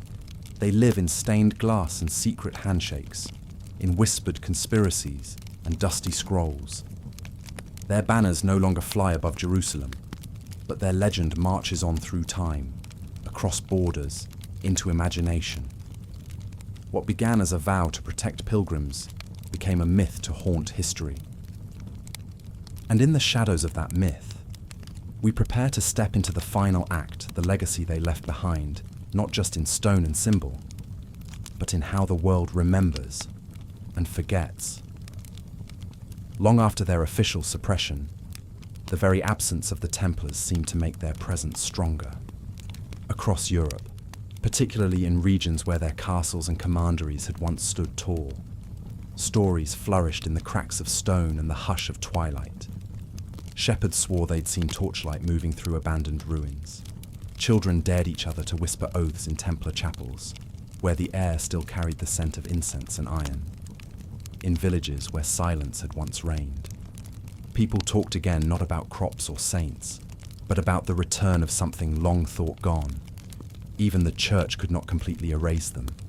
Some monasteries kept records hidden away, sealed scrolls bearing names and seals, never spoken aloud. A bishop here or there muttered uneasily about ancient promises, and in some corners of the Vatican Library, beyond the gilded Bibles and the illuminated psalters, lay small, strange texts, accounts of rituals conducted under moonlight, accusations wrapped in metaphor, letters that ended without signatures. These fragments fueled the flames of speculation. They became breadcrumbs leading seekers into labyrinths of belief and obsession. By the 1700s, antiquarians and amateur historians were digging through abbey cellars, hoping to find the lost gold of the order, or perhaps just a glimpse into a past that refused to lie still. Every locked chest became a potential reliquary, every crypt a chamber of secrets, and even when they found nothing but dust and bones, they wrote as if they had uncovered revelation. In modern times, as war swept through Europe and kings gave way to democracies, the Templars returned not as flesh and blood, but as metaphor. Soldiers invoked their discipline. Secret societies claimed their legacy, and filmmakers, novelists, and playwrights resurrected their image again and again, because it always worked. Because somewhere, buried deep in the European imagination, the Templars had ceased to be a historical order and had become something else entirely. They had become myth. But myth does not mean falsehood. It means truth remembered differently.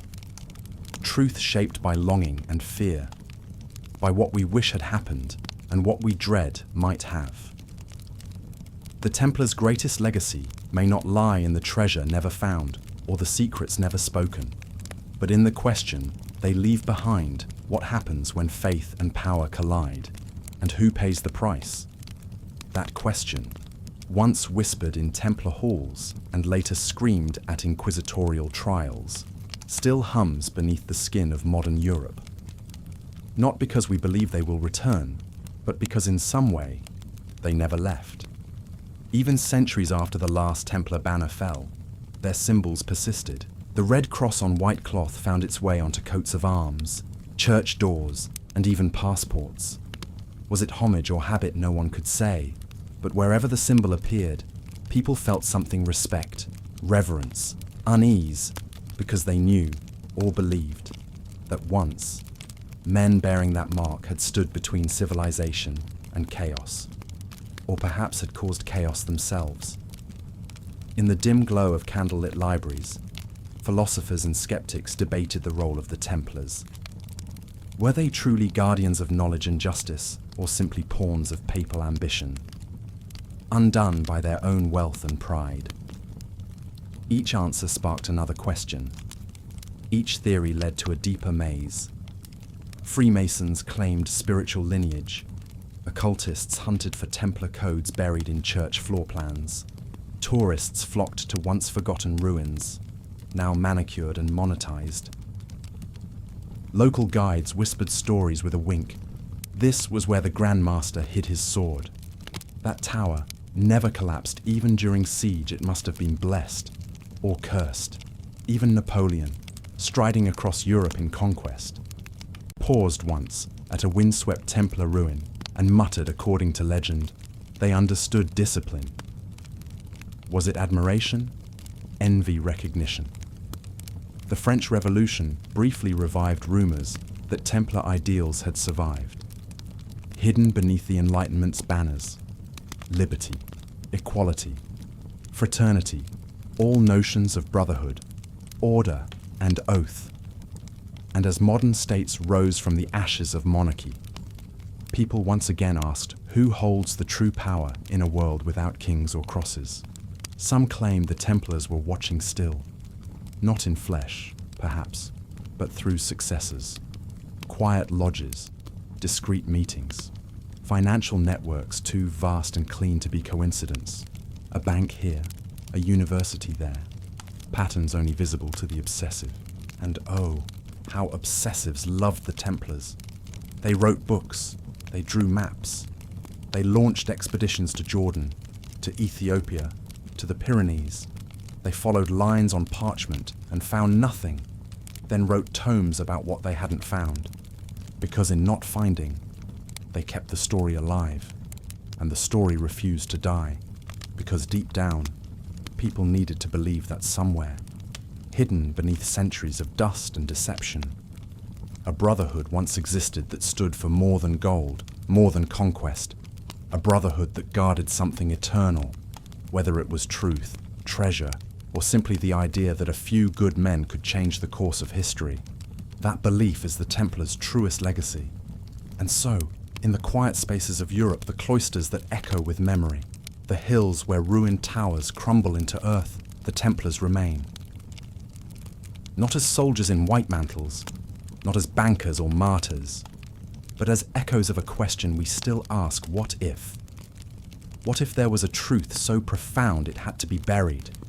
What if there were men who lived and died protecting not treasure, but meaning? What if, even now, we are only scratching the surface of what they saw, what they knew, what they chose to conceal? That question is what draws pilgrims to Rosslyn Chapel, what fills shelves with books linking the Templars to the Holy Grail, to lost Gospels, to vanished scrolls.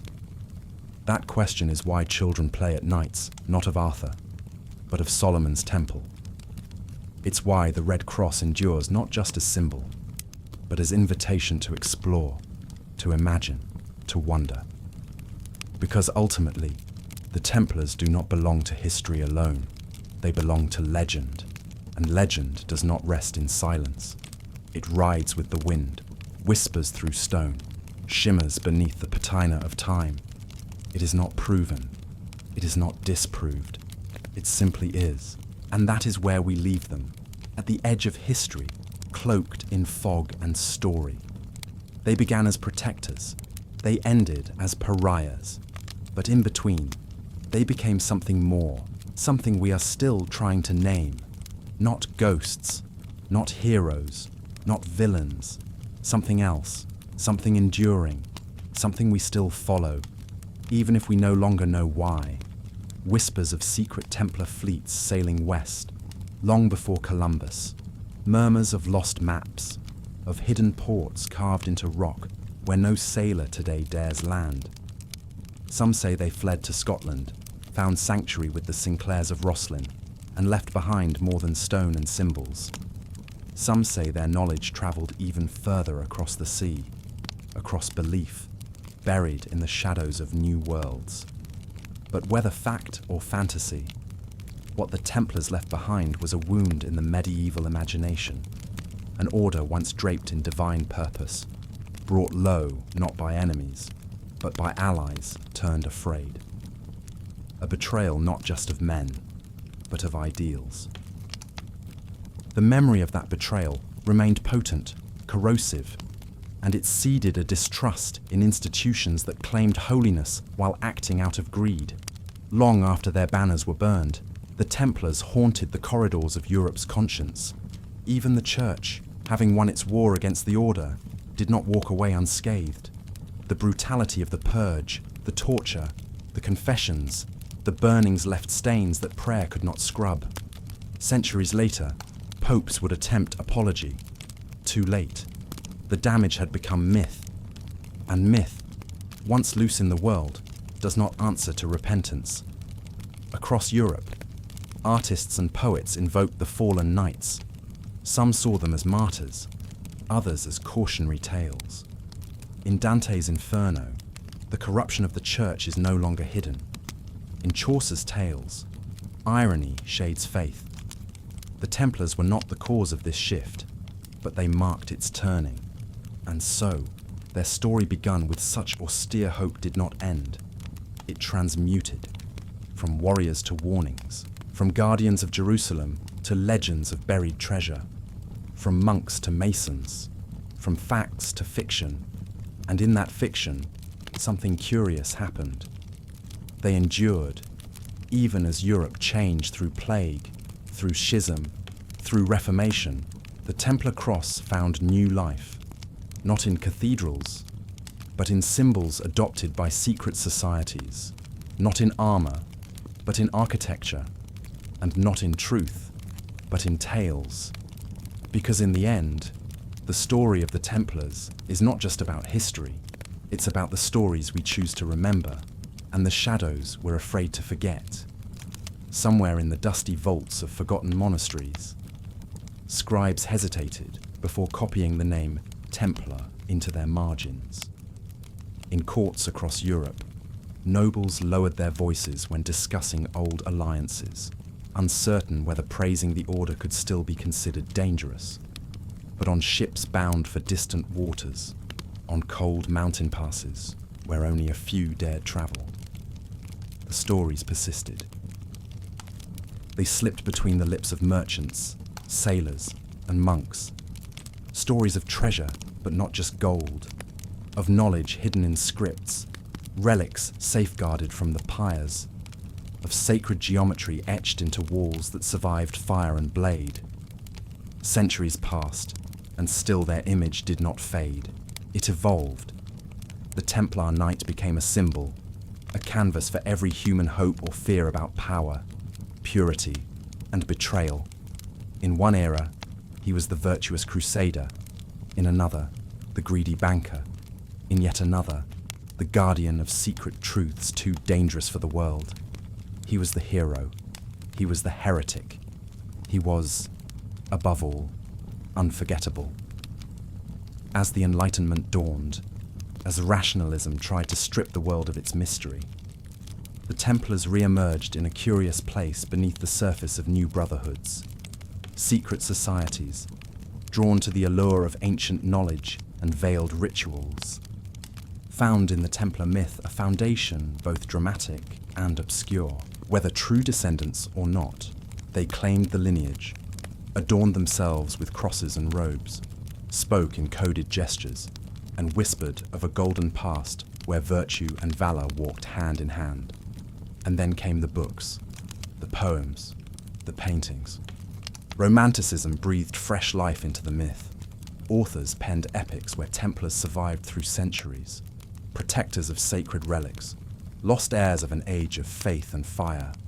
Painters captured them mid-battle or mid-prayer, always caught between two worlds. Historians tried to sift truth from tale, but the sands had long shifted. Too much had been buried, too much had been burned, and what remained was legend. The French Revolution, with its fury against throne and altar, dug up old fears. Some whispered that the ghost of Jacques de Molay had cursed the kings of France, leading them to the guillotine, that the blood spilled on Templar stakes had called for vengeance across time. Superstition, perhaps coincidence, likely. But in a continent still ruled by symbols, such whispers echoed louder than facts. By the 19th century, the Templar cross adorned novels and conspiracies alike. In dusty libraries and smoky parlors, scholars argued over parchments and seals. Adventurers chased rumors across deserts and mountains. Masons raised temples and performed rites that, whether connected or not, kept the memory alive. The 20th century brought new twists. Filmmakers turned Templars into villains or saints. Novelists made them central to secret histories, keys to ancient bloodlines, keepers of grails and arcs. Video games reimagined them as global forces locked in eternal struggle. The real knights, long dead, would not have recognized themselves, but perhaps they would have understood. For what they sought order, truth, transcendence was always meant to outlive them. Perhaps, in becoming myth, they succeeded where they failed in life. Their bodies fell, but their symbol endured. And symbols, once embedded in culture, are hard to kill. Even now, in quiet chapels, in carved stone, in the imaginations of countless creators, the Templars ride on, not as soldiers, but as shadows, as questions never fully answered, as doors never fully closed. And as long as people seek the hidden, the forbidden, the half-remembered paths between truth and legend, the story of the Templars will remain unfinished. And so we arrive at the edge of history, looking back through the fog, not just at what the Templars did, but at what they became. They were real men, flawed and fervent, marching under a red cross toward a city they believed was holy. But long after the swords fell silent and the torches cooled to ash, they transformed into myth, into metaphor. Their name passed from monarchs to masons, from prophets to profiteers. Yet through every retelling, the question endures: who were they? Really defenders of faith or victims of fear, warriors of God or architects of a deeper design? These are not easy questions, but then again, no legacy worth remembering ever is. And as we leave the shadows of accusation and the echoes of fire, we now step forward into the present, into a world that still feels the tremor of their passing and still whispers their name in stone, in story, in search. Because the Templars never truly disappeared. They just changed form. Let us now follow those echoes into part 4. Centuries have passed since the last Templar clutched a wooden beam and whispered a final prayer beneath Parisian stone. The fires have long cooled. The papal decrees faded. And yet, their presence lingers woven through history, not as soldiers in mail, but as shadows behind the curtain of the world. From the very moment the Templars were destroyed, legends began. Some whispered that not all had died, that a few escaped, slipping away into the fog, sailing west with secrets too dangerous to fall into the wrong hands. They took with them not only relics and riches, but knowledge. The kind of knowledge that could threaten kings and alter the very bones of Christendom. In this narrative, they didn't vanish, they scattered, like seeds. Soon, the world began to see their cross everywhere, in carvings above ancient doorways, in the architecture of cathedrals whose masons spoke little and watched much. Some believed they fled to Scotland, where the fires of rebellion gave shelter to those who had once fought in Jerusalem. Others traced them to Portugal, where the Order of Christ emerged eerily soon after the Templars were outlawed, led by former members, operating under a new name, but with familiar vows. And then, the Freemasons.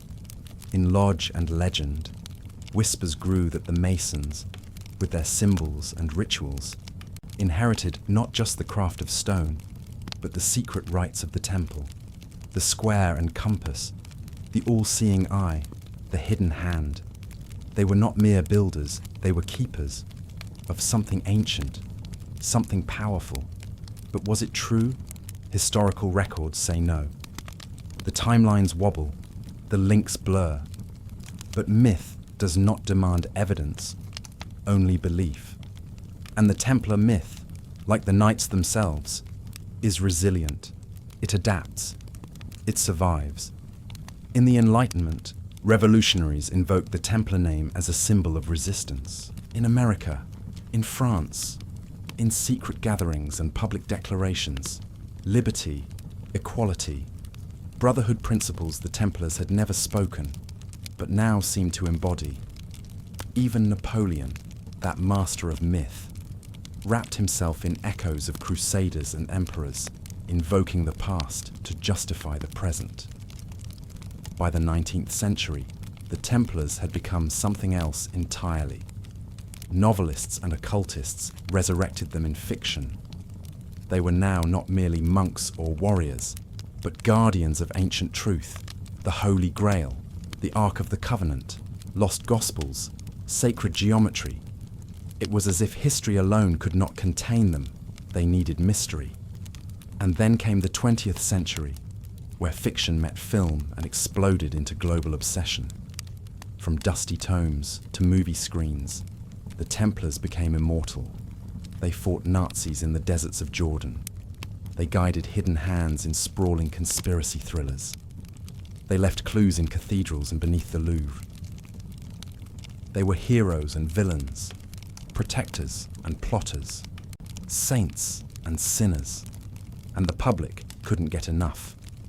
Templar lore saturated books, documentaries, games. The Red Cross became a symbol of courage, of defiance, of something just out of reach. In a world desperate for deeper meaning, the idea of a secret order, bound by code and faith, held irresistible allure. And yet, through all of this beneath the Hollywood varnish and speculative ink, the question still flickers. Why them? Why not another order? Why not the Hospitallers, who still survive today as the Knights of Malta? Why not the Teutonic Knights? Or the Mendicant Friars?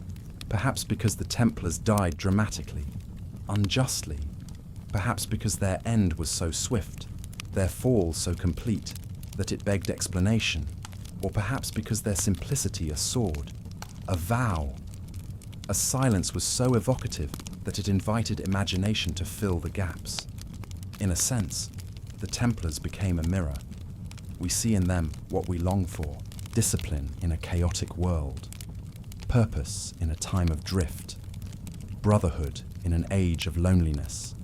We cast upon them the myths we crave: knights who defended without question, who died with dignity, who carried secrets worth killing for. And maybe, just maybe, because they remind us that faith once meant action, that belief, once upon a time, came with a sword.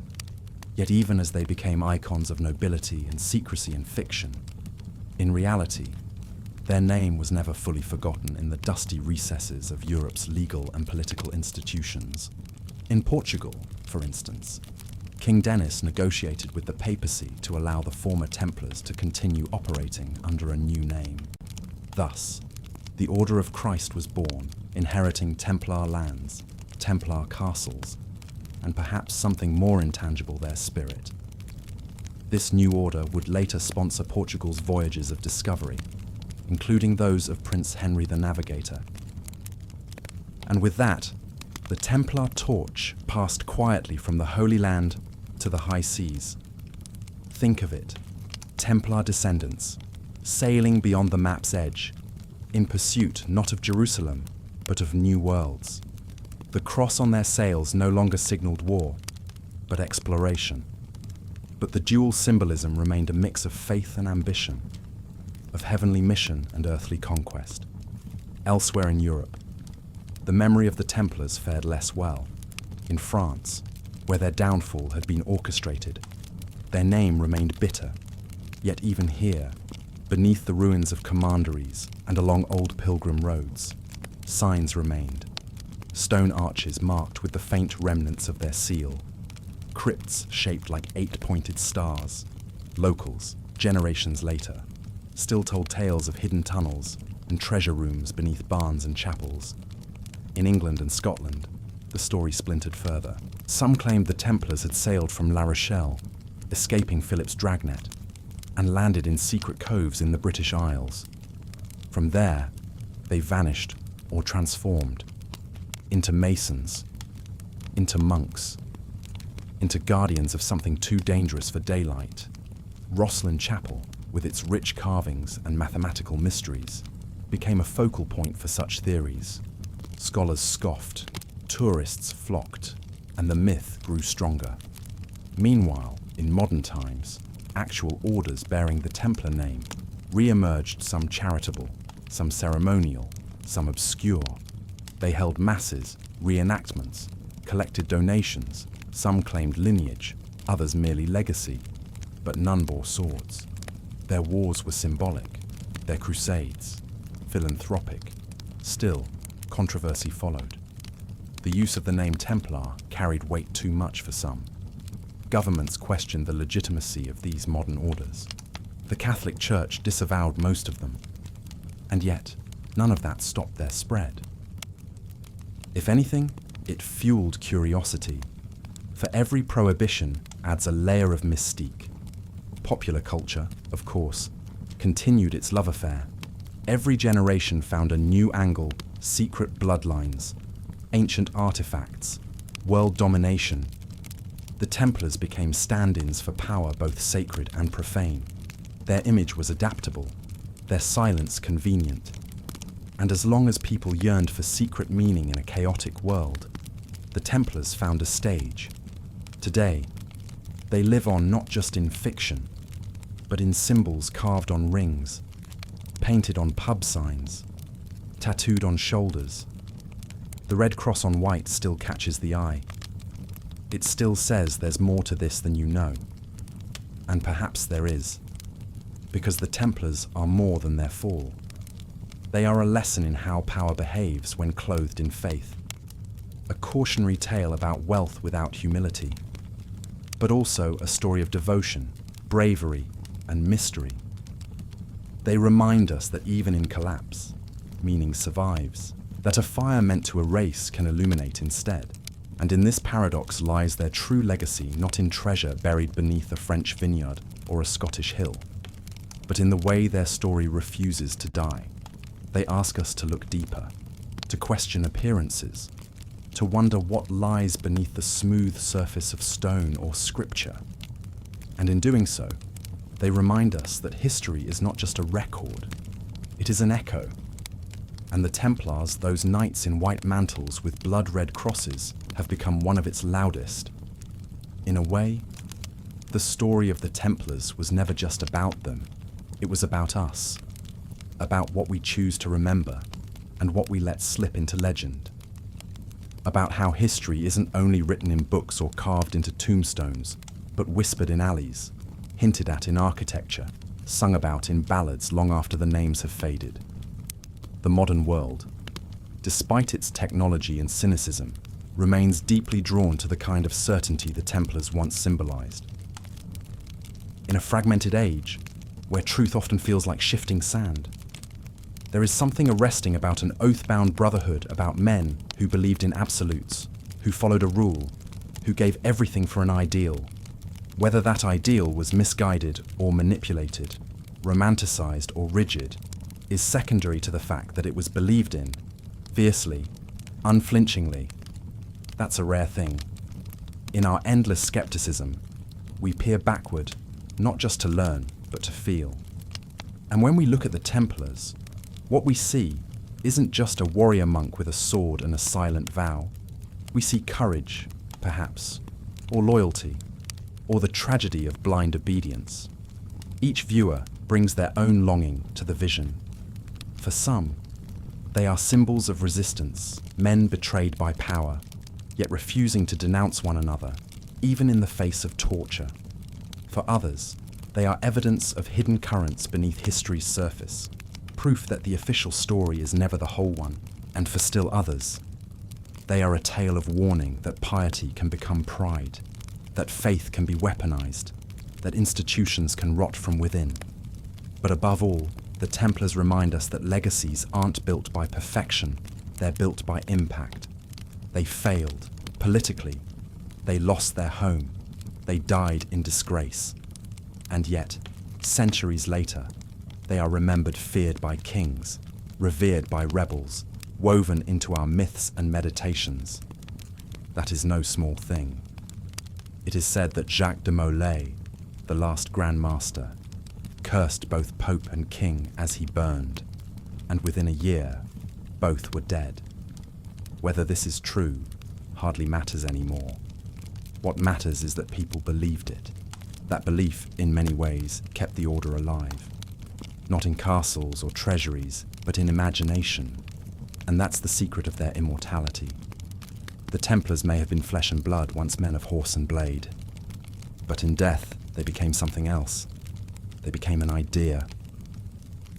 And ideas, once born, are hard to kill. So tonight, as we let our minds drift in quiet reflection, think of those who walked centuries before us not just with power, but with purpose. Those who rose and fell and rose again in story. And ask, what do we leave behind? Will our stories survive the fire? Will our echoes, too, carry on? And now, in the stillness that follows story's end, We understand this much, that the Templars were never just about war, or gold, or secret maps.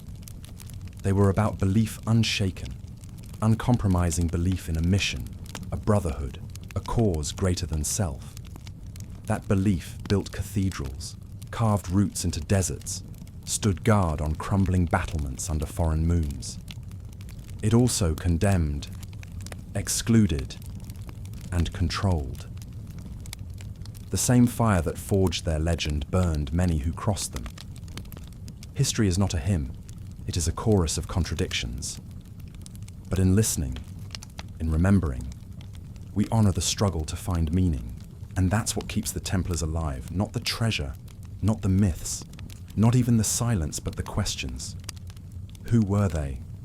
Truly, why do they still matter? What, if anything, did they leave behind that the world has yet to discover? So perhaps the final lesson is not in what was hidden, but in what endures. The quiet courage to believe, the cost of loyalty, the danger of unchecked power, the hope that something sacred can outlive even the darkest flame. The Templars fell by fire, but in our imaginations, they still stand. And maybe, just maybe, that's where they belong. But perhaps it isn't the swords or the relics that keep us awake at night, but rather the echoes, the faint impression that something greater once moved beneath our feet, that a shadow passed silently over the stones we now call ruins. Tourists snap photos in what were once chapter houses. Children play tag among foundations laid by hands that had been sworn to secrecy and silence. And still, the walls do not speak. They only endure. The myths adapt with each century. The Templars are portrayed as villains in one era, martyrs in another. Writers shape them to fit the fears and dreams of their own age. Are we, too, doing the same, dressing up uncertainty in symbols and solemn oaths, so that mystery feels like meaning in Freemasonry? Whispers of the Templar legacy linger. Lodges draw lines from Crusader commanderies to candlelit initiation halls.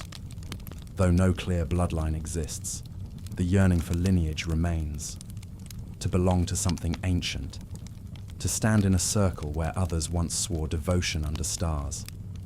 And in modern politics, the name is invoked once more: Templar groups, websites, militias who claim the armor but not the creed. What would those 12th century knights say, watching their name turned into marketing, conspiracy, or coded rage? They might weep, or they might understand. After all, they too shaped symbols to outlive war. Meanwhile, in the museums, Paris, London, Rome, objects behind glass carry the silence of centuries.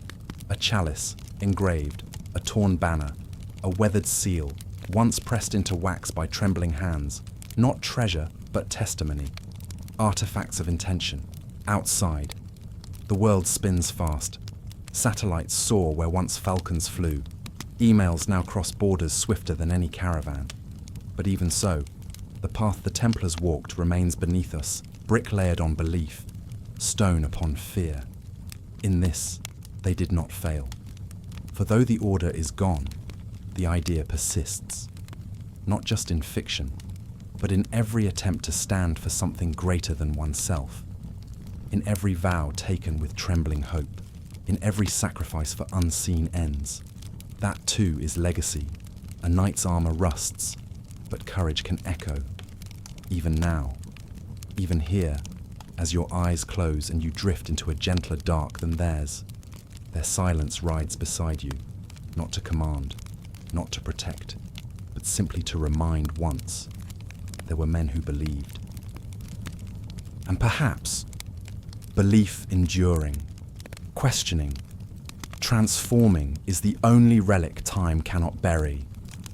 And so, scattered across Europe and beyond, their legacy clings not to palaces but to footprints the kind history almost forgets.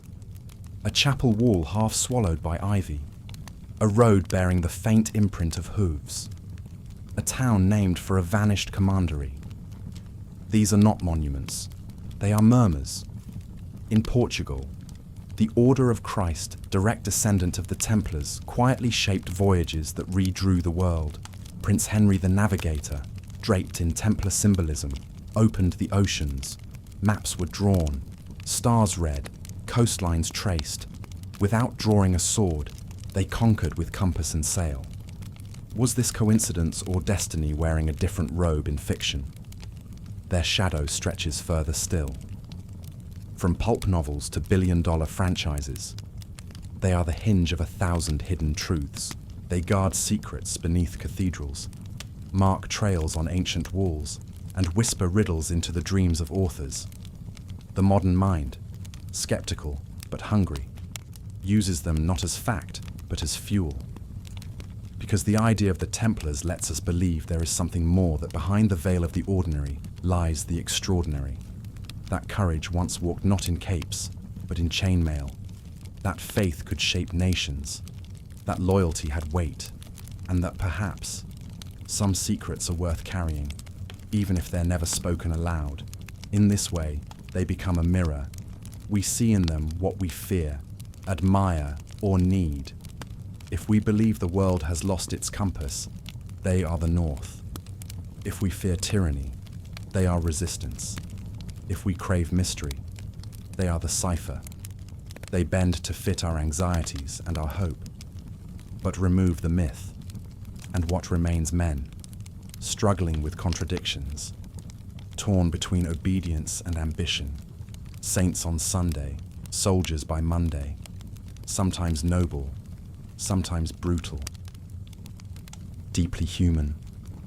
And that, in the end, is what makes their story worth telling. Not because it gives us easy answers, but because it demands better questions. So if you've stayed with us this far through fires lit beneath scaffold, through deserts crossed in chainmail, through betrayals whispered in shadow, you've walked with ghosts, not the terrifying kind, the thoughtful kind, the kind who still knock gently at the doors of memory, asking not to be judged, but simply remembered. And perhaps that's enough. That in remembering, we carry their light not uncritically, not blindly, but knowingly, letting it guide us for a moment before we too vanish into history. And now, as your breathing softens and the embers of tonight's tale cool, let the silence that follows be not an end, but an echo of belief, of endurance, of the long, quiet journey between certainty and doubt. Good night, traveller. May your dreams be bold, your questions braver, and your heart, like theirs, steadfast. Not all legacies are carved in stone or sung in chapel choirs. Some drift like fog across centuries, slipping through archives, vanishing into libraries, and re-emerging in the faintest of patterns on coins, on crests, in names half remembered. In these shadows, the Templars survive. Historians still argue the fine points. Were they really planning a new empire? Did they uncover something beneath Solomon's temple? Were they betrayed only out of greed? Or did they grow too powerful for comfort? Yet with each decade, the academic debates blur. What the world remembers is not what was proven.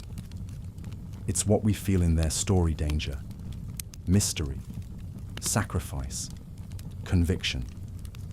And that emotional imprint is why we keep returning.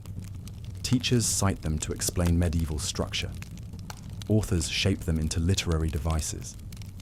Filmmakers ignite plots with ancient vaults and flaming swords. Tourists flock to Temple Church in London, imagining whispers behind the worn altar. Pilgrims retrace their steps along ancient roads, even when no markers remain. Each generation rediscovers them for its own reasons. To the Enlightenment, they were a cautionary tale of church overreach. To revolutionaries, they symbolized a lost freedom. To romantics, a chivalric dream betrayed. To skeptics, a riddle too elegant to ignore. To the anxious modern world, they are a reminder that loyalty once meant everything, and that power, unchecked, exacts a toll. And so long as we remain human, flawed, fearful, searching the Templars will not fade because they offer no clean answers, only parables of risk, of trust, of silence kept at terrible cost. They are not heroes. They are not villains. They are us magnified by fire, shadowed by time, wrapped in banners that still ripple in our shared imagination. Let that be the final image tonight, not a sword raised, nor a cross burning, but a single figure standing at dusk, looking eastward toward Jerusalem, toward memory, toward something we all chase but never quite hold. Not glory, not truth, but meaning. And in that pursuit, perhaps we are all Templars in our own way. Sleep well, dream deep, and when you wake, carry their story not as burden, but as torchlight. Because in the dark corridors of history, it is stories like this that remind us how far we've come and how much further we still must go. And as we move from history into memory, we realize that perhaps the most enduring Templar legacy isn't in their buildings or even their myths, but in the way we keep returning to them when the world grows uncertain. We summon them not because they have answers, but because they dared to ask questions we are still struggling with. What is loyalty worth? How much power is too much? Can belief survive betrayal? These aren't medieval questions. They're human ones. So when we pass a crumbling chapel wall or see a red cross etched on an old page, it isn't nostalgia we feel, it's continuity. The knowledge that someone stood there once and asked, "What now, just as we do?" And maybe that's the best kind of history.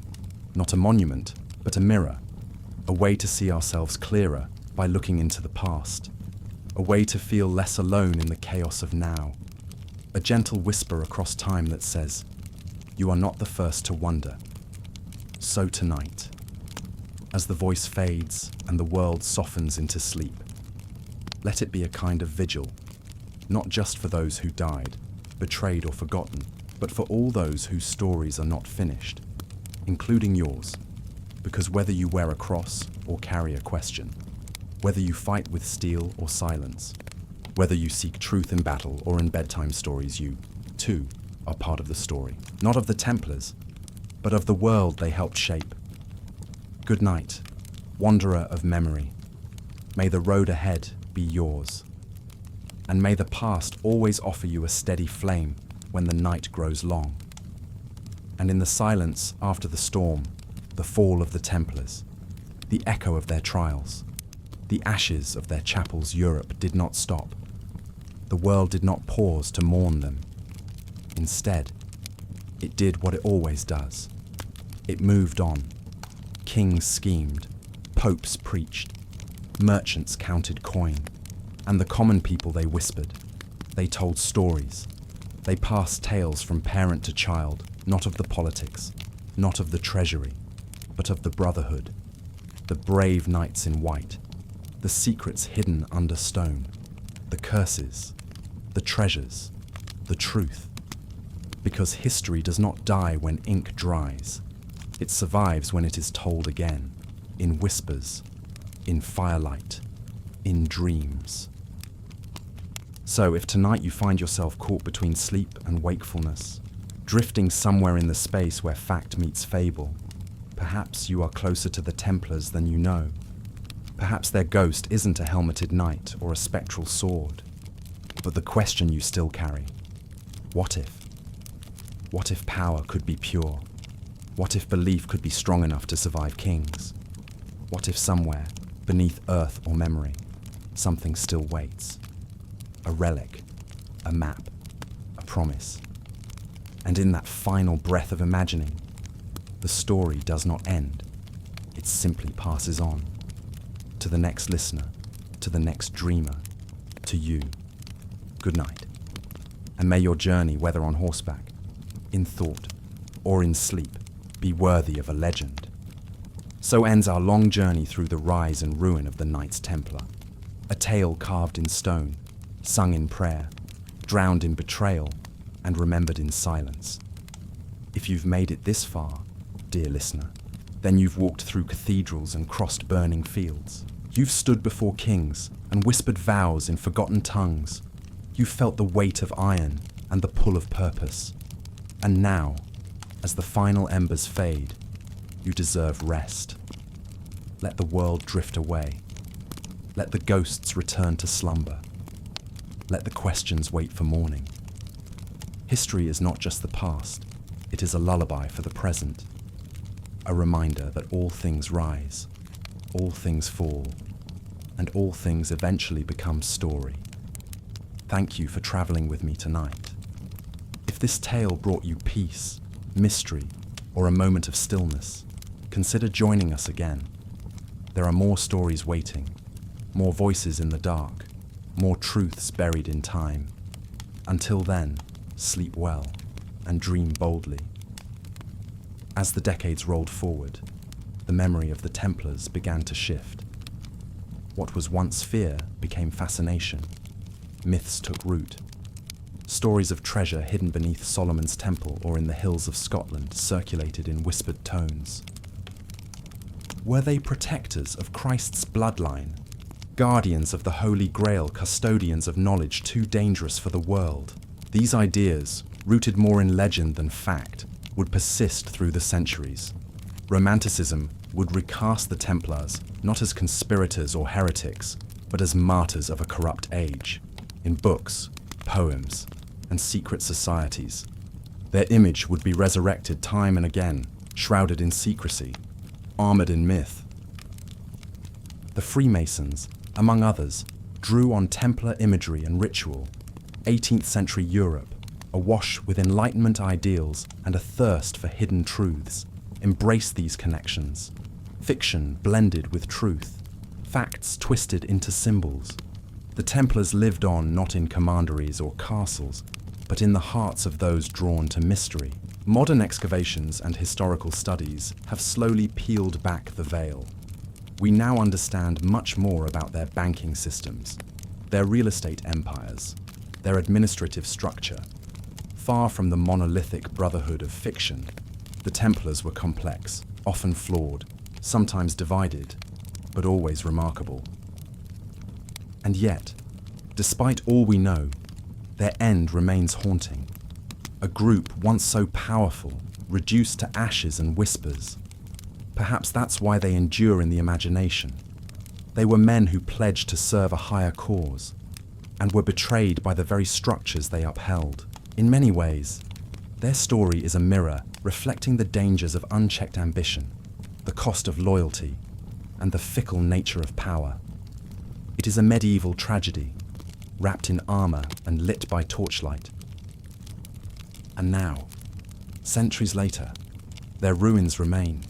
Templar churches with round naves, castles that once watched over trade routes now crumble under ivy. Documents written in a steady monastic hand gather dust in archives, but the questions persist. Did they really hide something? A relic? A secret? Or was the greatest treasure simply their example of discipline, unity, and unwavering purpose? As you drift to sleep tonight, remember, history is not just about what happened. It's about what we remember, what we question, what we choose to tell. The Templars may be gone, but their echo endures in stone, in story, and perhaps in dreams.